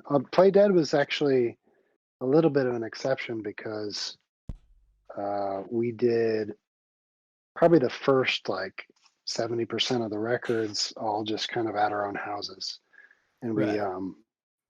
we each kind of produced a couple songs on our own and kind of tried to get them to a place where and then we just got together in Nashville for like a couple of weeks and kind of finished it up. But I'm trying to remember. No, he recorded a lot of that when we were all together. It was really fun to watch. Nice. So we're gonna bit of a But deep dive he's a here. beast, man. I mean, I can't say that enough. Like we were very everyone in the band is pretty multi-talented as far as jumping around, but Roy's scary talented, man. So true. I'll leave So it at true. that. I'm I reminiscing love the on little Mute Math delays now. in like cross country, so it just goes silent for a few seconds and then no one speaks. Yeah, like I said, the stupidest thing, and you don't know how to react. That's what it feels like. With Mute Math, and this is kind of a deep dive, like I said, how would you say tracking albums for Mute Math compared to working with, I don't know, Corn Belt Chorus? Oh wow, look at you doing your homework. So you want me to compare making a Mute Math record versus other experiences? Yeah, if that's cool. Yeah, no, I'm fine. Gosh, I guess I mean overall, it sounds like a bad word, but I would just say more tedious. Like we just really like you can like you start to hate your own songs, like that's how much you tweak stuff. Um, Yeah, and it sometimes it's hard to stay like positive about the song. I mean, for anyone that's recorded a lot, I mean, that's bound to happen to anybody. If you spend enough time on one song, you basically start to hate that song unless you're just like a huge egomaniac, I guess. But um, it just becomes like a brainwashing situation. Um, but I don't know. I mean, honestly, I don't know how. Like, usually there's one guy, we would call it like running the ship. So there's usually one guy kind of manning the controls at the computer. And a lot of the time it was Paul. Sometimes it'd be Darren, depending on whose town we were recording in. But I don't know. I think they just had more patience than I did, um, of just really digging into the nuances of every facet. Like I would go take breaks and like go grab a coffee or like show up a little late because I went and played disc golf in the morning or something. But but yeah, I don't want to make it sound negative. It's honestly it's a testament to how much they cared about the details and really wanted it to be unique, and cool and quality. So the fun thing about it is we all kind of got to dabble a little bit in everything. So I mean, I'm not gonna like play the main drum kit for a song or something. I mean, Darren's just got such good tone. But if someone had an idea, like you could just go do it. Like you didn't have to. I mean, sometimes you would convey it to the better player of that instrument. But a lot of times you just go grab it, and then sometimes it would make the cut, sometimes it wouldn't. But it was fun. It kept things fresh. Probably one of the more fun things that comes to mind is one of us would be on a synthesizer, pretty common scene, and then there would be one, like the main guy trying the part, but then one guy would come over to help out, and then sometimes you'd get up to 3 guys on the same keyboard, like performing the part. And the joke that kind of kept happening is like, if I'm trying this synth part, and it's like, yeah, that's good, and then inevitably at some point in like a week's time, Darren would mosey over and he would just say, "May I?" And he was asking if he could basically fiddle knobs while you play the part, just to, like, give it some automation or make it a little weirder. So yeah, we would tag team whatever synth was in the room pretty often, Nice. which is fun. Mm. And you can do that by yourself, but it's a lot less fun, and you need a lot of technology, because then you're talking about recording MIDI, sending MIDI back into the keyboard, performing the knobs while you record that, and re-recording the audio. It's a lot more work than if you just have some friends that know what they're doing. Yeah. But I I feel mean, like yeah, you go ahead. Sorry, go ahead. I feel like working, especially these days at least, with like digital interfaces. Logic, for example, you can automate so much with like the modulation and stuff that I Totally. think a lot of people these days are kind of like losing sight of that hands-on analog feel of like working a synth and tweaking things as you go. Yeah, it's really organic, and it's inspiring. I feel like it makes you play better. Um, it might be coming back around with tech, tech getting to what it is. I feel like it's sort of coming back around as far as being able to do that. Like, kind of blew my mind last year. I got I finally shelled out money for oh shoot, what's it called? The Spectrasonics, or what is that? Wow, I'm totally blanking. It's like one of the biggest synth programs there is. Uh, Omnisphere. I finally shelled out for that, but they have presets in Omnisphere for older keyboards. So I could set my older. I mean, Core Gamma's 2000 isn't that old, but it's old. It is now. Um, so I was able to set that on the desk, MIDI up to the computer, and all the knobs work in Omnisphere, but I'm controlling it on the MS-2000, and I know the keyboard so well that it basically feels like your old keyboard that you're sick of all of a sudden has like 5,000 new sounds that you can tweak. That keyboard has a lot of knobs, so you don't have to dive into submenus and stuff. So Right. that's why I say it's sort of coming back around. But that said, it's hard to beat the inspiration of like an actual analog synthesizer for keyboard guys. It's like being analog versus it's digital reproduction, or like something software. It's such a joke. I know people argue about, like, you know people definitely argue about that, but I mean, if you B it side by side, and I have, like, with the Juno 60, or like I have an old ARP Omni, or I got to borrow one for a while. It's not mine, but um, man, the old stuff just kicks so much ass. It's so thick compared to digital stuff. It's like almost too thick. Like, you really have to tame it. Yeah. But yeah.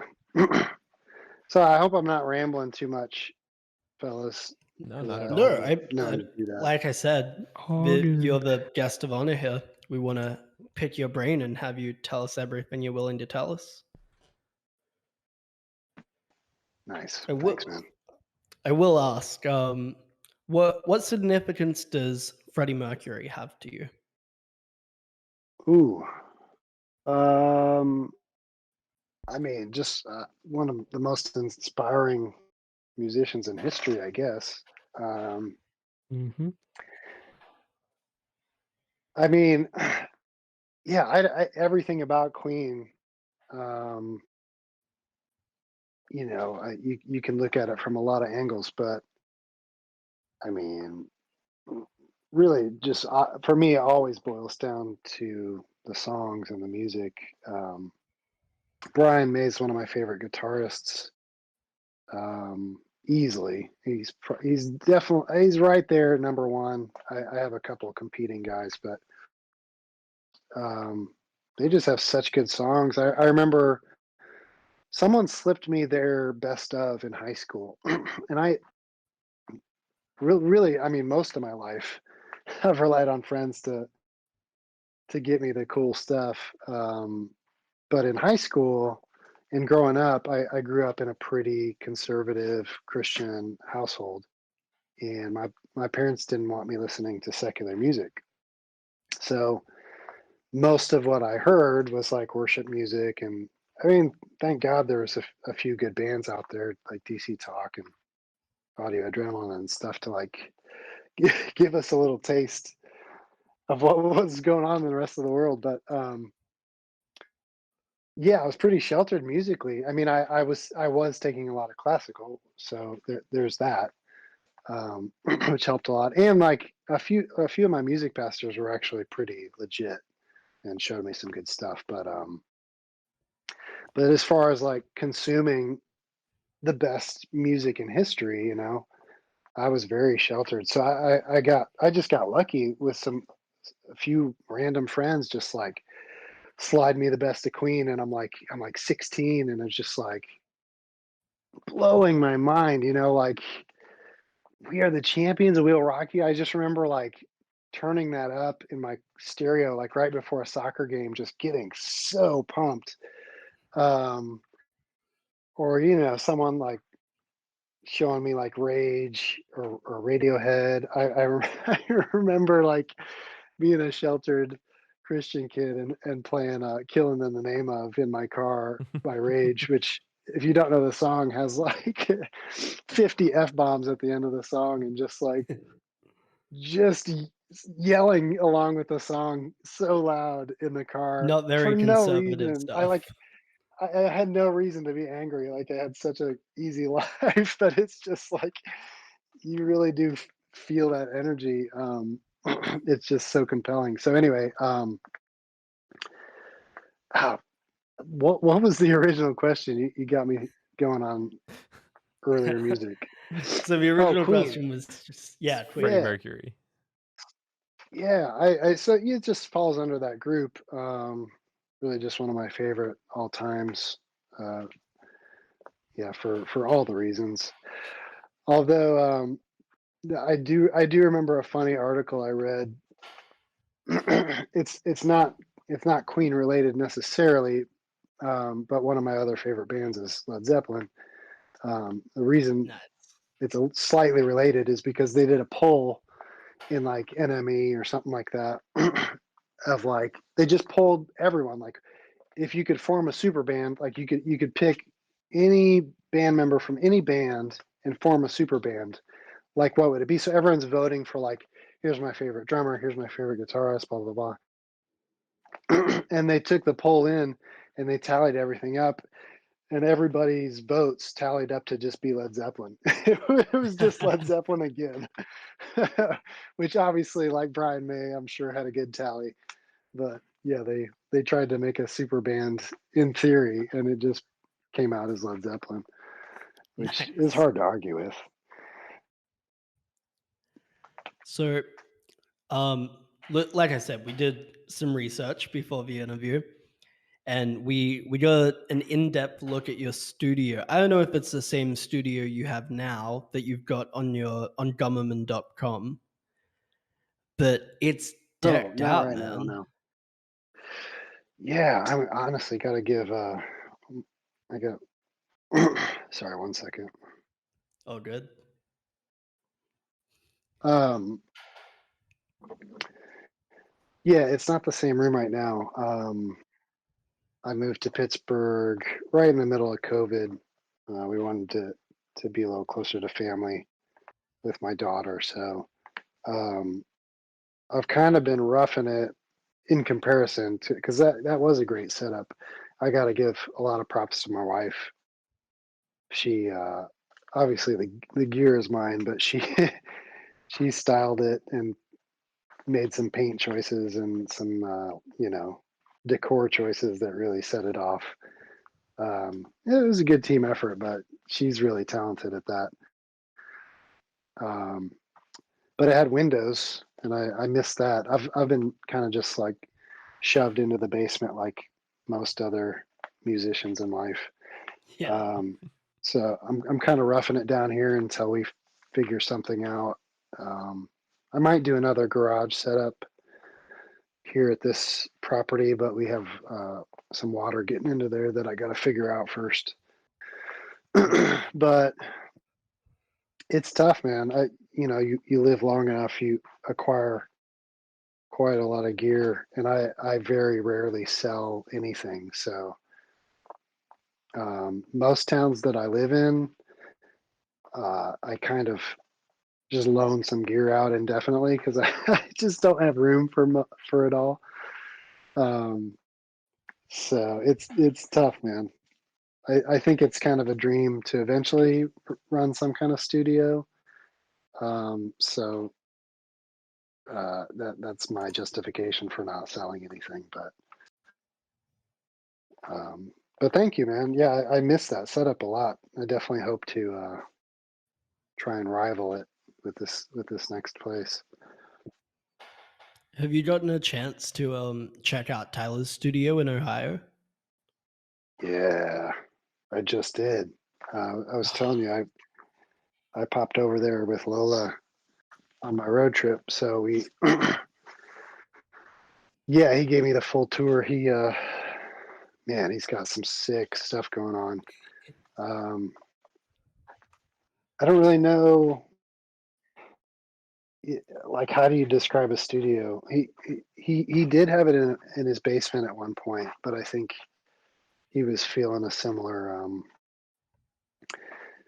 uh, depression that I was, where I'm at right now, where there's no windows. So he moved to a room that has windows, but it's yeah, it's sick. I don't really know how to describe it. It's just got all the good stuff, all the right baffles, and he has a baby grand in there, which for some stupid reason I've never figured out how to acquire. I basically have everything except for the thing that I'm best at, which is a real piano. Naturally. But no, he's got a sick setup. This is a very tiny piece of it, but he showed me this typing keyboard, the other kind of keyboard that he had just gotten, but it's a mechanical keyboard. The company's called Keychron. If they're listening, I love it. I'd like a few more. But I actually have a Keychron at my setup, funny enough. yeah, dude, I just got it. I just got it this week, and I'm really liking it. But yeah, I mean, what can you say? He's got a lot of really great stuff. I swear, when this He interview's definitely done, has we're gonna go ahead. he has a few things that I'm definitely jealous of besides the baby grand, because he's got one or two Dave Smith things that I Man. also have not figured out a way to save up for, and that to me is the best thing out there right now in the synth world. Yeah. It's so sick.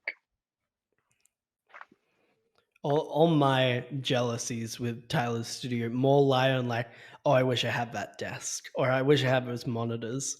because I feel like I can match at least instruments wise. You can always shell out for an instrument, but then you see like this bulky desk he's got, and you're like, I'm not gonna drop like 3K on that. Right, or just like racks of outboard gear. Yeah. Yeah. The one thing that I can flex on people is that I have a B3 with a Leslie. Oh, man. So But nice. I've had it for a really long time. Like that was something I prioritized really early on in my adult life, and yeah, it's nice to have. There was the guys that service those. If you're listening and you don't know what that is, that's just like an organ. It's the organ that you hear on any legit record that has organ is a B3. And but they're old. Like I guess maybe they make new ones nowadays, but I don't know if they do. I mean the Actually. good ones are old. And the guys that service them are getting old and dying off. So luckily in Nashville, there's still a guy.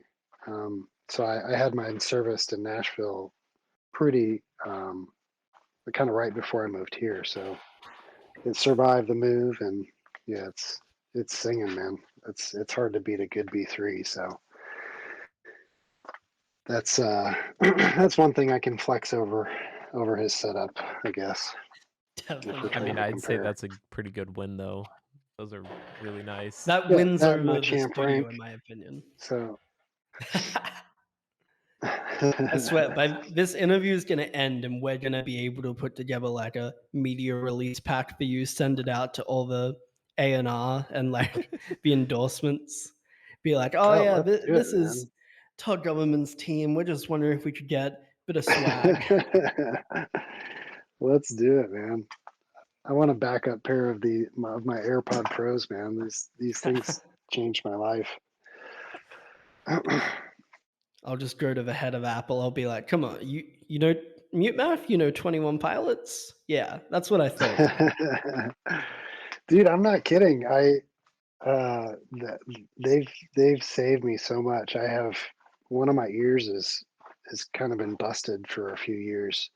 Something like broke uh, in like 2018, and I got pretty depressed about it for a while. But it's healed a little bit over time. But basically, the only diagnosis I can find that was close to correct is called hyperacusis, and it basically means that volume equals pain.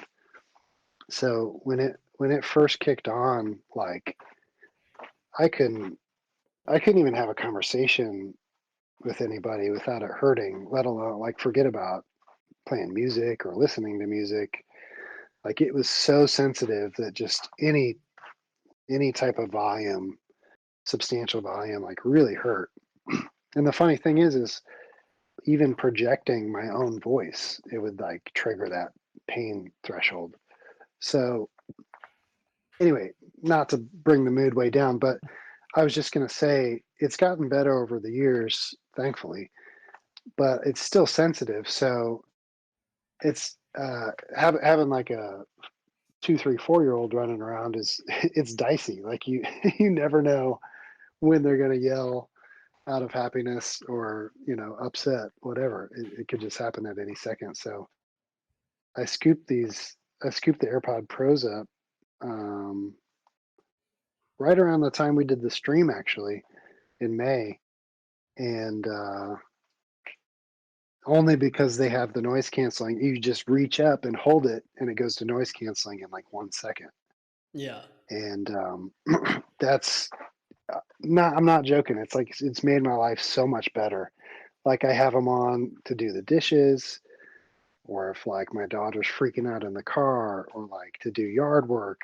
This is totally a full on plug now, but We're gonna get the Apple endorsement. We'll slide it to Apple. Don't worry.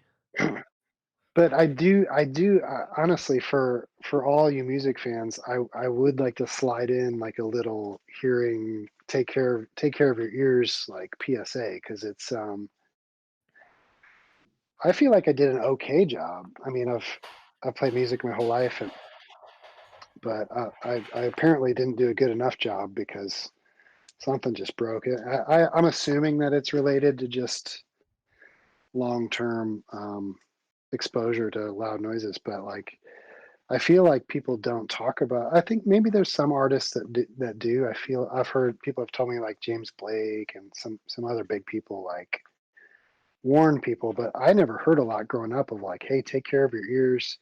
If you go to a show, get something that you'll enjoy. You know, like TOP shows are really loud. So like, but they make those a lot of different brands where it just cuts the volume down, but you don't lose the fidelity. You don't lose the high end. Yeah. Like there's a lot of ways you can still enjoy a show, but protect your ears. But it also extends to all parts of life though, because we live in such a loud world. Um, so I use it constantly. Like I never leave home without mine. Um, but yeah, that's my old man warning is take care of your ears, kids, because unfortunately they don't do a good job healing themselves.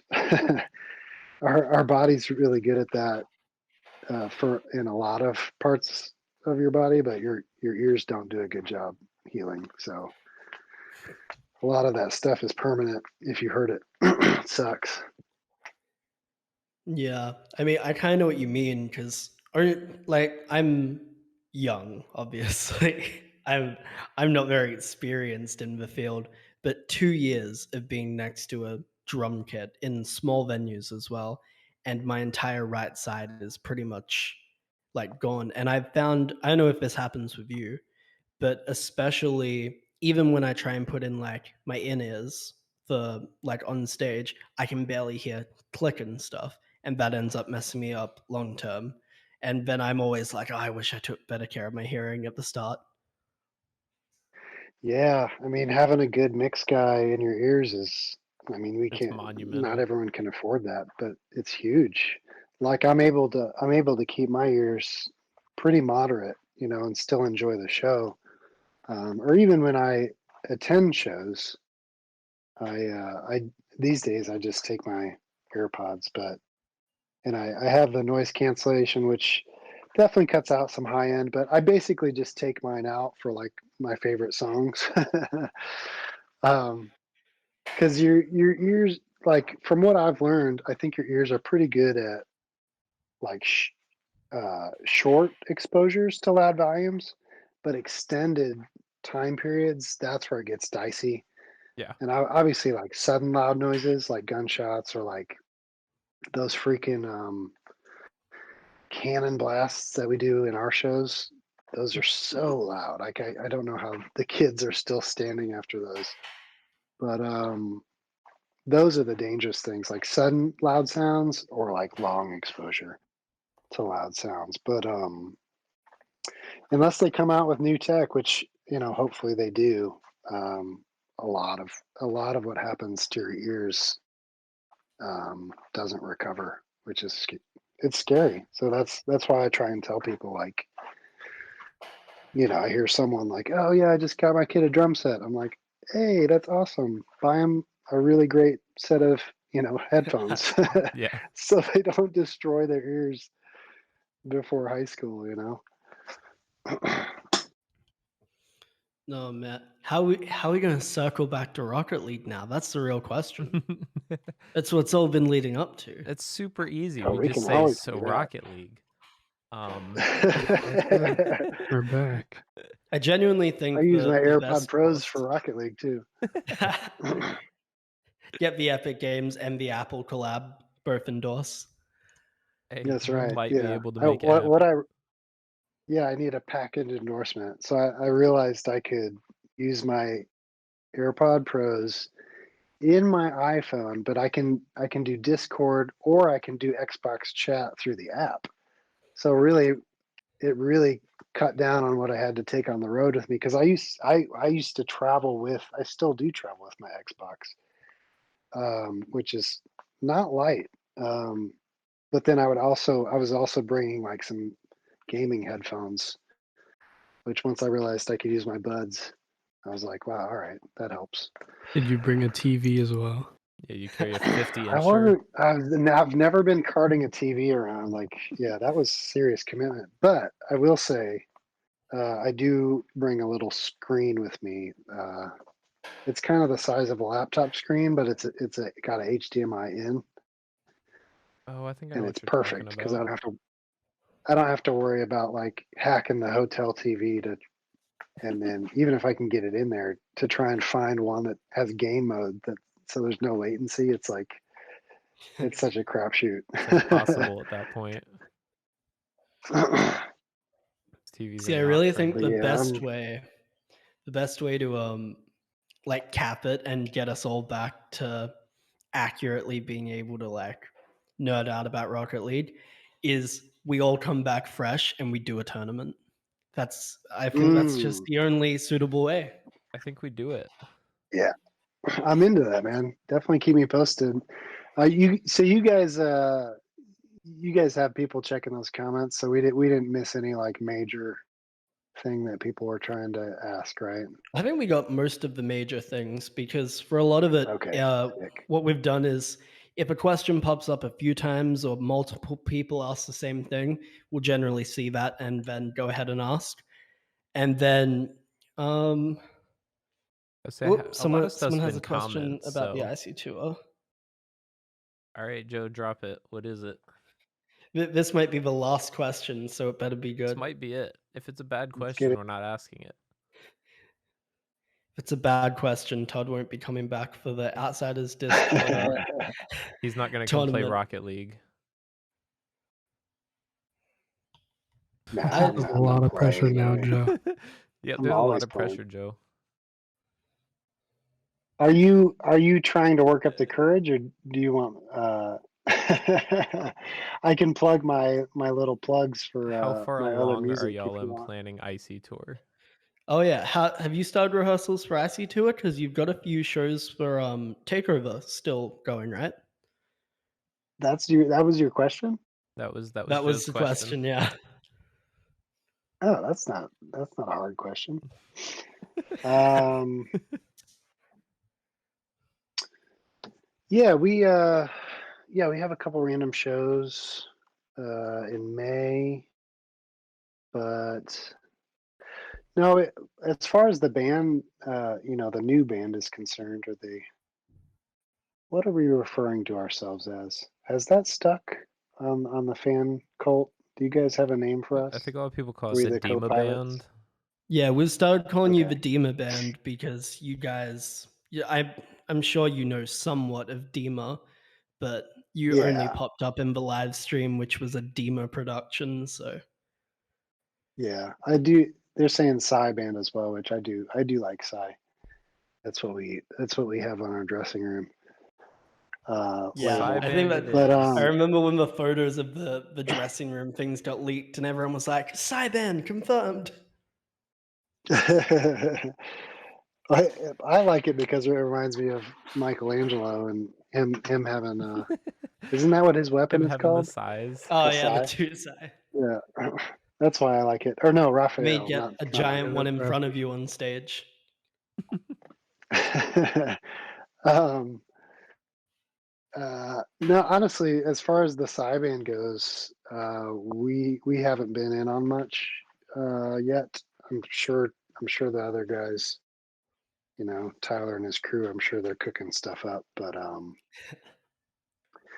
Yeah, there you go, yeah, Duke. mostly I just it's kind of nice to have things delegated out so like strictly. So I just worry about my parts and my music and show up. Um, Not that I would say no to being, trying to be creative and kick around ideas, but I think they're pretty good at that already. So yeah, I don't have much deets for you. I'm sorry, no juicy gossip on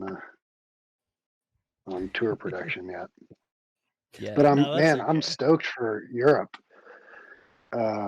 Yeah, I think a So lot of I've traveled quite a bit over the years, but I'm hitting some countries that I've never hit before, and some of my favorites anyway. Also, my sister lives in Belgium, so it'd be fun to kind of get to see her a little bit. And it's just something different about being overseas. There's a different energy, so I'm really excited to do that. But yeah, I can't wait, and obviously excited for the fall tour in the U.S. as well. So I haven't done that'll be like a proper bus tour, which I haven't done since. That's been a chunk of years now since I did that, because the last one was probably Mute Math Tour, wasn't it? it was, but it wasn't. We didn't even do that. I think for Play Dead, we kind of had to scale down. So that was a van tour. So it's Scaled back been and quite a few isolated. years. Yeah, man. Uh, Oh well, we did have one. Wait, I think we had. Yeah, TOP helped us get one when we opened for them. Well, I don't know who paid for it, but we did get to do that. Someone paid for it, and it wasn't you. Dude, I'm telling you, I might sound like a little obsessed, but there's no. You're either touring on a bus or you're not. Like, there's no in between. And once you do it, it's so hard to go backwards. yeah, It's I just believe it. it's not even about like it's not about like the ego of it or the perception of success. It's just the practicality of having your own bunk, being able to slide the curtain shut and like get good sleep for 8 hours. It's the practical side of it, and having a little mini fridge and being able to take a piss. It's a really simple thing, but there's just no comparison. Which I definitely paid my dues at Van and Trailers, so I wasn't, I feel like I kind of earned it, but yeah, there's no other way to tour, man. Vans are so hard, it's brutal. Yeah. Well, I mean, one day you're gonna be at like the level of diva as I don't know if you know, but during Trench with Bandito tour in 2018, Tyler was carting around like this little Red Bull fridge that he like always had stocked up in green rooms and stuff. And I feel like that's equally as crazy as for TV. Yeah. Yeah, you got to keep yourself entertained on tour for sure. Yeah, you gotta mix it up. Have your comforts, your creature comforts. Are you talking So for like him, it was the Red Bull. brewing I get it. the brewing company creature comforts, or just I don't know. I think there's an animated series. I think it was called Creature Comforts. I don't know if that's where I remember it from. You guys know what I'm talking about? yeah. Yeah, This is totally off topic, but it's hilarious. I feel like I've heard I of gotta it before. figure They out You take mean like like the real claymation interviews. series? Yes, they take like Oh, real yeah. interviews from people, but they turn them into animals Yeah. and then animated or claymated or whatever, and it's just such a good series. Maybe that's where I got it. Oh, But yeah, man, any last words, guys? It's been really nice chatting with you. Yeah, it's been fun. I don't have It's any been really more. chill. Flown by. We were actually I'm saying before pretty in chill. the preparation for this that we wanted to make it a lot more chill, kind of feel more like a podcast. Because with Mike and Josh, we were like reading off a script and tripping over words, trying to like make sure we said each line right. It just felt so forced. Yeah, I hear you, man. Well, I'm sorry this was 2.5 hours, but It's all No, good. I guess more I've than listened enough. to a few podcasts that, like, I think maybe like Pete Holmes. He's Pete had some Holmes, long yeah. ones Yep. that I've heard. Yeah, some of his are long. Pete Holmes with Bo But Burnham, especially. Yeah. oh yeah, I'm sure I didn't catch that one. But thanks everyone in the comments. You guys are being really nice here at the end. I appreciate it. Thanks for tuning in. I was gonna say Um, And if there's no more questions between it- us, does anybody listening have any other last questions while we're trying to wrap up? Oh yeah, Yeah, and you'll, if they do type anything, I'll just plug really quick. Yeah, go ahead. Where are those links going to be? so they're going to be in this channel and the announcements channel whenever you're ready. Oh, okay. Yeah, for anyone listening, that Warwick just asked me if I wanted to plug anything before we started, so I sent him a few links. It's not much. It's kind of like on the side. I work on lately. It's been really chill piano music, just under my last name, Gummerman, and I really liked some of this stuff a lot. It's kind of it's a really natural expression for me to just play really chill piano music. So I link that. It does have an old solo album of mine as well, but the newer stuff is super chill piano music. And then, my one bud is finally dying, so I'm switching. And then the main girl that I've produced for years, you guys should check her out. Her name's Ellie Schmidley. It'll be in the link. She's just such a good songwriter, such a good singer.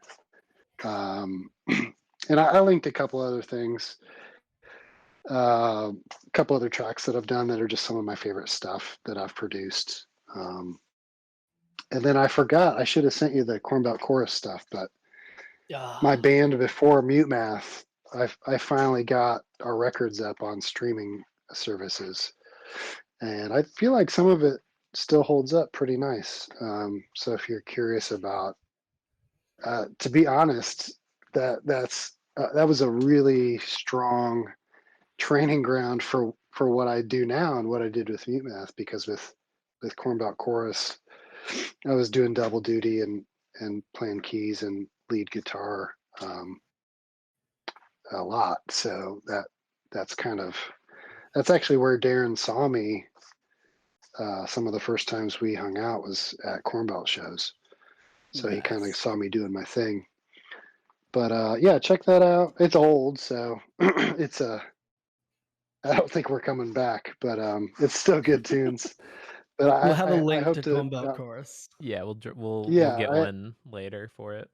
Oh, thank you. Yeah, I hope to do more piano stuff soon, and Ellie and I are still cooking up some new demos as well. So Okay. that's my plugs. Okay, we've got like 2 or 3 questions. We're gonna quick fire them and then we'll be done. So yeah, let's rock it. Ask, answer. We're just gonna knock it out. So the first one is, Todd, you rocking with death grips? Wait, is that a question? Yep. Yeah. Oh, what are death grips? Oh, it's it's this band. It's kind of, I've always said they're similar to Muse. If Muse were like incredibly chaotic, it's more just purposely sound for the sake of sound. It's kind of rap, kind of rock, kind of experimental electro. It's literally I feel insane. like that's something we need to jam in our power hour in the green room. Is what it sounds like. Yeah, it's I'm gonna pull that up. The epitome of chaos in music. We're gonna have Okay. I've seen Thank footage by Death Grips just blasting while we all play Rocket League. Sick, Hey, dude. when Yeah, we do our thank you for tournament the playlist. when we do our suggestion. tournament, that's what we'll play. I will throw in. I know we're doing this quick, but we got to play right after Royal Blood in Mexico, I love and those Royal guys Blood. are That's cool. sick. They're great. Yeah, that was definitely a set I ran over to catch and jogged back to our stage. Yeah, I that was great. 100% would too. Next question is literally just what's happening. So Someone must have joined late. so Spring allergies, man. Everyone's doing it. Everyone's doing the spring allergies. I think that's what's happening. Then we have your Favorite fast food place. Oh wow, deep questions. Yep. This is the deepest one we've had all night. Definitely. Yeah. Okay. Well, this is going to be controversial, but because I don't know if it qualifies. But I'm gonna say Jimmy John's. Does that count? I don't know if it. I'd say it would just Mm. because it is pretty like it is fast and it is food. This is a gray area because it's way faster than fast food. Most of the time, yeah. If you get a Jimmy John's that knows what they're doing, I mean, they have your sandwich to you in 1 minute or Yeah, 30 seconds. like you place your order, you paid, and it's like ready. Well, I worked there for a couple of years slinging sandwiches, so the fact that I've worked there and I'm still a fan of it, I feel like says a lot That does say because something. I Yeah. didn't get sick of it. It's like you know how the sausage is made and you still want the sausage. Yeah, I think that's my answer. But if you need a proper one, I don't know. It's probably McDonald's. Just to Fair enough. I'm a just 'cause Wendy's type of yeah, guy. We have. I'm just Let a me little hit you with a kid. quick one. Is a taco a Oh sandwich? no, this is. Oh, No. man. Oh no. I mean, no, it's not. Right? There's no It separation. has its own category. But That's what I tacos thought. is not the one in debate. The one that's in more debate is a hot dog Hot dog. sandwich. Yeah, that's more of a gray area. See, I say no because there's but no separation. yeah, And like the bread. it's a singular thing. I feel like it's not a category. That's just like a product. Like hot dog is a product. Like no one's eating the hot dog without the bun. Like a hot dog is a bun and a hot dog, Yeah. unless you're having gluten problems or something, and then you just eat the Frank. But yeah, neither of those are sandwiches, guys. No, good Are answer. people really Fair enough. debating this? Yes. Oh, Unfortunately. it's been going on for far too long. Yeah. Oh man. Next Yeah, question. I'd say no. Favorite city We- that you visited on takeover tour? Chicago. Ooh. Be very careful with this one. Yeah, this is dicey. Ooh, someone asked me if dicey was my favorite word, so now it's in my head. Man, I don't know. This, I kind of hate myself for saying this, but I think it was LA. No, that They makes sense. They have really good venues. That's fair. I mean, the Greek. The Greek is awesome. That's such a beautiful setting for a show. Okay, Yes, I'm gonna it hit you with is. the last one, and it's so stupid. I'm a sucker for nature, guys. Wait, can I hit him with one before your stupid one? Okay, we have two last questions. Two Go more, for and it. this is it. This one I thought was interesting. What is your favorite Mute Math song? Oh wow. That puts you I in a wasn't weird expecting place. this. No, that's fine. I don't think it's going to be a lot of very many other people are going to say it, but man, the one that comes to mind is Stratosphere. That's a good one. I love mid tempo. I'm a very big mid tempo song guy. And then I'm there with my stupid question is just: are there more wheels in the world or doors? Wheels What is versus wrong doors. with you? Yeah. Yep. Just think about it. Cars wow, have that's 4 tough. wheels, but they also have 4 doors. They actually have 5 Oh doors my if you think gosh. about it. Yeah. the And trunk some door? only have 3. But then you think about like big trucks, they have like 6 wheels, maybe Great. like 18 I'm wheels. gonna send Todd into an and existential then crisis. they only have like 3 doors. Wait, are you Yep. calling a trunk a door? I mean, Yeah, no, you can't call a trunk a door. it is a door though. It has to be a fundamental door. Let's Okay. let's Are not you going get to into call the this. gas tank? Is the gas tank door a door or flat? That's a flap. Well, 'Cause I the don't think question either of is them are like, doors. what's a wheel? Because like, could a cup I be a think there's wheel more if you turn it doors. on its side? No, I Yeah, think that's a tough question. I think- thought we were talking about like proper tires. Yeah, think for that's it- what I always I thought. think for it to be a Jesus wheel, it has Christ. to be used to like Someone save roll me. something, right? So like the I giant think it's doors. like the load docks that have like the Yeah. 300 wheels on them that you roll road cases My across. guess would be doors. Yeah, my guess would be doors too. Because like Yeah. if you're a human, you probably have a door. I mean, unless you're homeless or unless you're an outdoors guy, I don't know. Like you have a door in your life, but not everyone has cars, right? Everyone has doors That's and a good multiple point. doors. If you live in a dwelling, I guess apartments. No, because apartments have bedroom doors They too. have So doors, like, yeah. it's got to be doors. Plus, Well, there's say- like doors to the building and stuff. But then like the So chair many I'm sitting doors. on has 10 wheels just on the chair. Yeah, but that's Yeah, I not guess it tires. depends on. But it's not a tire debate, it's wheels. It's a wheel question. Yeah, it's wheels or doors. Yeah. So like I You have see, we saved our best question for last. so, like I What's have the like meaning of life? 10 wheels on my chair, but one door for my room. Do you guys You have know? any? Do you guys have any crazy like band requests that you want us to story about next time we're out? Hmm. I guess I'm asking the group that. This isn't for that, but I think if you guys were gonna throw together another cover for the tour, "Hungry Like the Wolf," Duran Duran. That'd be cool. Yeah, I could I see like Tyler talking about killing covers. that. I've seen a lot of people saying they want like more MCR covers too. Yeah, but like another MCR cover. Like Not Okay was good enough. We don't need another Good one. enough. It Wow. was good enough. Yeah, What about I've also seen take? Reliant K. What about take? Could you see Tyler singing "Take on Me"? Absolutely. I mean, that would Yeah, be I sick. think anything that's like hair He can rock. sing pretty high. I think like Yeah. anything hair rock or like 80s pop he could do. And the drum beat is so quick, like Josh would be working. Josh should have fun with that too. That'd be fun. Who said trees? I'm banning I you. might float that too.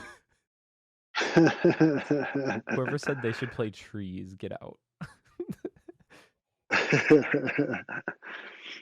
I guess final thing would be you guys have to do "Everybody Wants to Rule the World." Tears for Fears. Ooh, have you heard the drum like time signature switch up on that? Yeah. Yeah, it's insane. I think you guys would be Oh like, man. it'd give you a run for your money. I think about that like random times in the day or like when it comes on at Home Depot or something, and I'm just like trying to picture that pocket. I'm just like by myself. That's such a cool like little music thing. Wow, we actually have. I can't believe so many people stuck it out, man. We're almost at 3 hours. I'm not going to This is apologize, just like but the I'm live surprised you guys audience, have by the hung way. on. Like What's that? people will. This is just a live audience.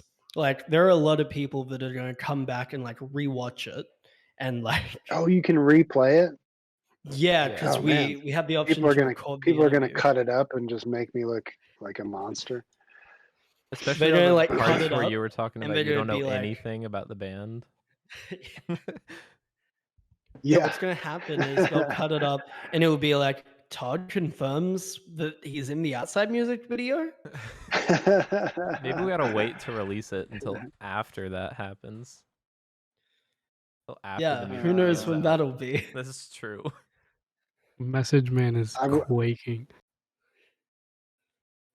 Anyone promoting Baby Shark needs to get banned. That's such a Todd terrible said it. song. Who said it? Ella? Is Well- that Ella who said it?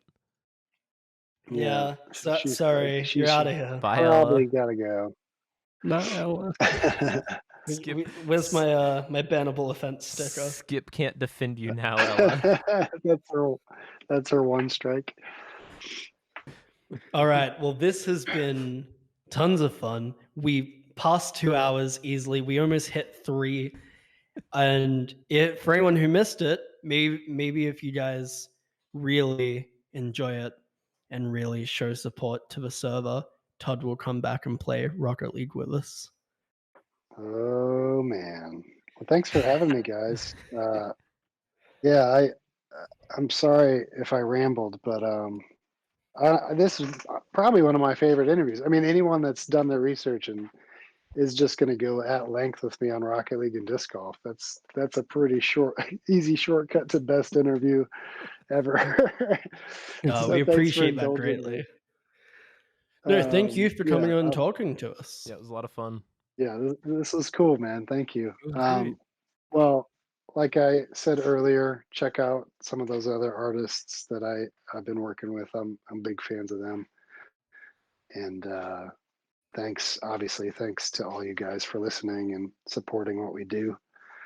Can't really do it without the fans, so we appreciate you guys. But yeah, thanks for putting this together, guys. It's a pleasure meeting you, and I would love to duke it out on the Rocket League field for sure. We'll see what happens, and maybe we'll see you outside music video. No one's saying anything. We'll see. Yeah, I passed. Let's take the over/under on how long it takes me to figure out how to hang up out of this. We can just disconnect. We can just remove you. Someone pull a timer Yeah, up. I'm just gonna like put my computer to shut down. It's probably that dual computer. Well, Cool. thanks Great again, meeting you man. guys. Thanks, Todd. You Yeah, too. thanks for having me. All right, night, guys. All right. Have a you, good Todd. night.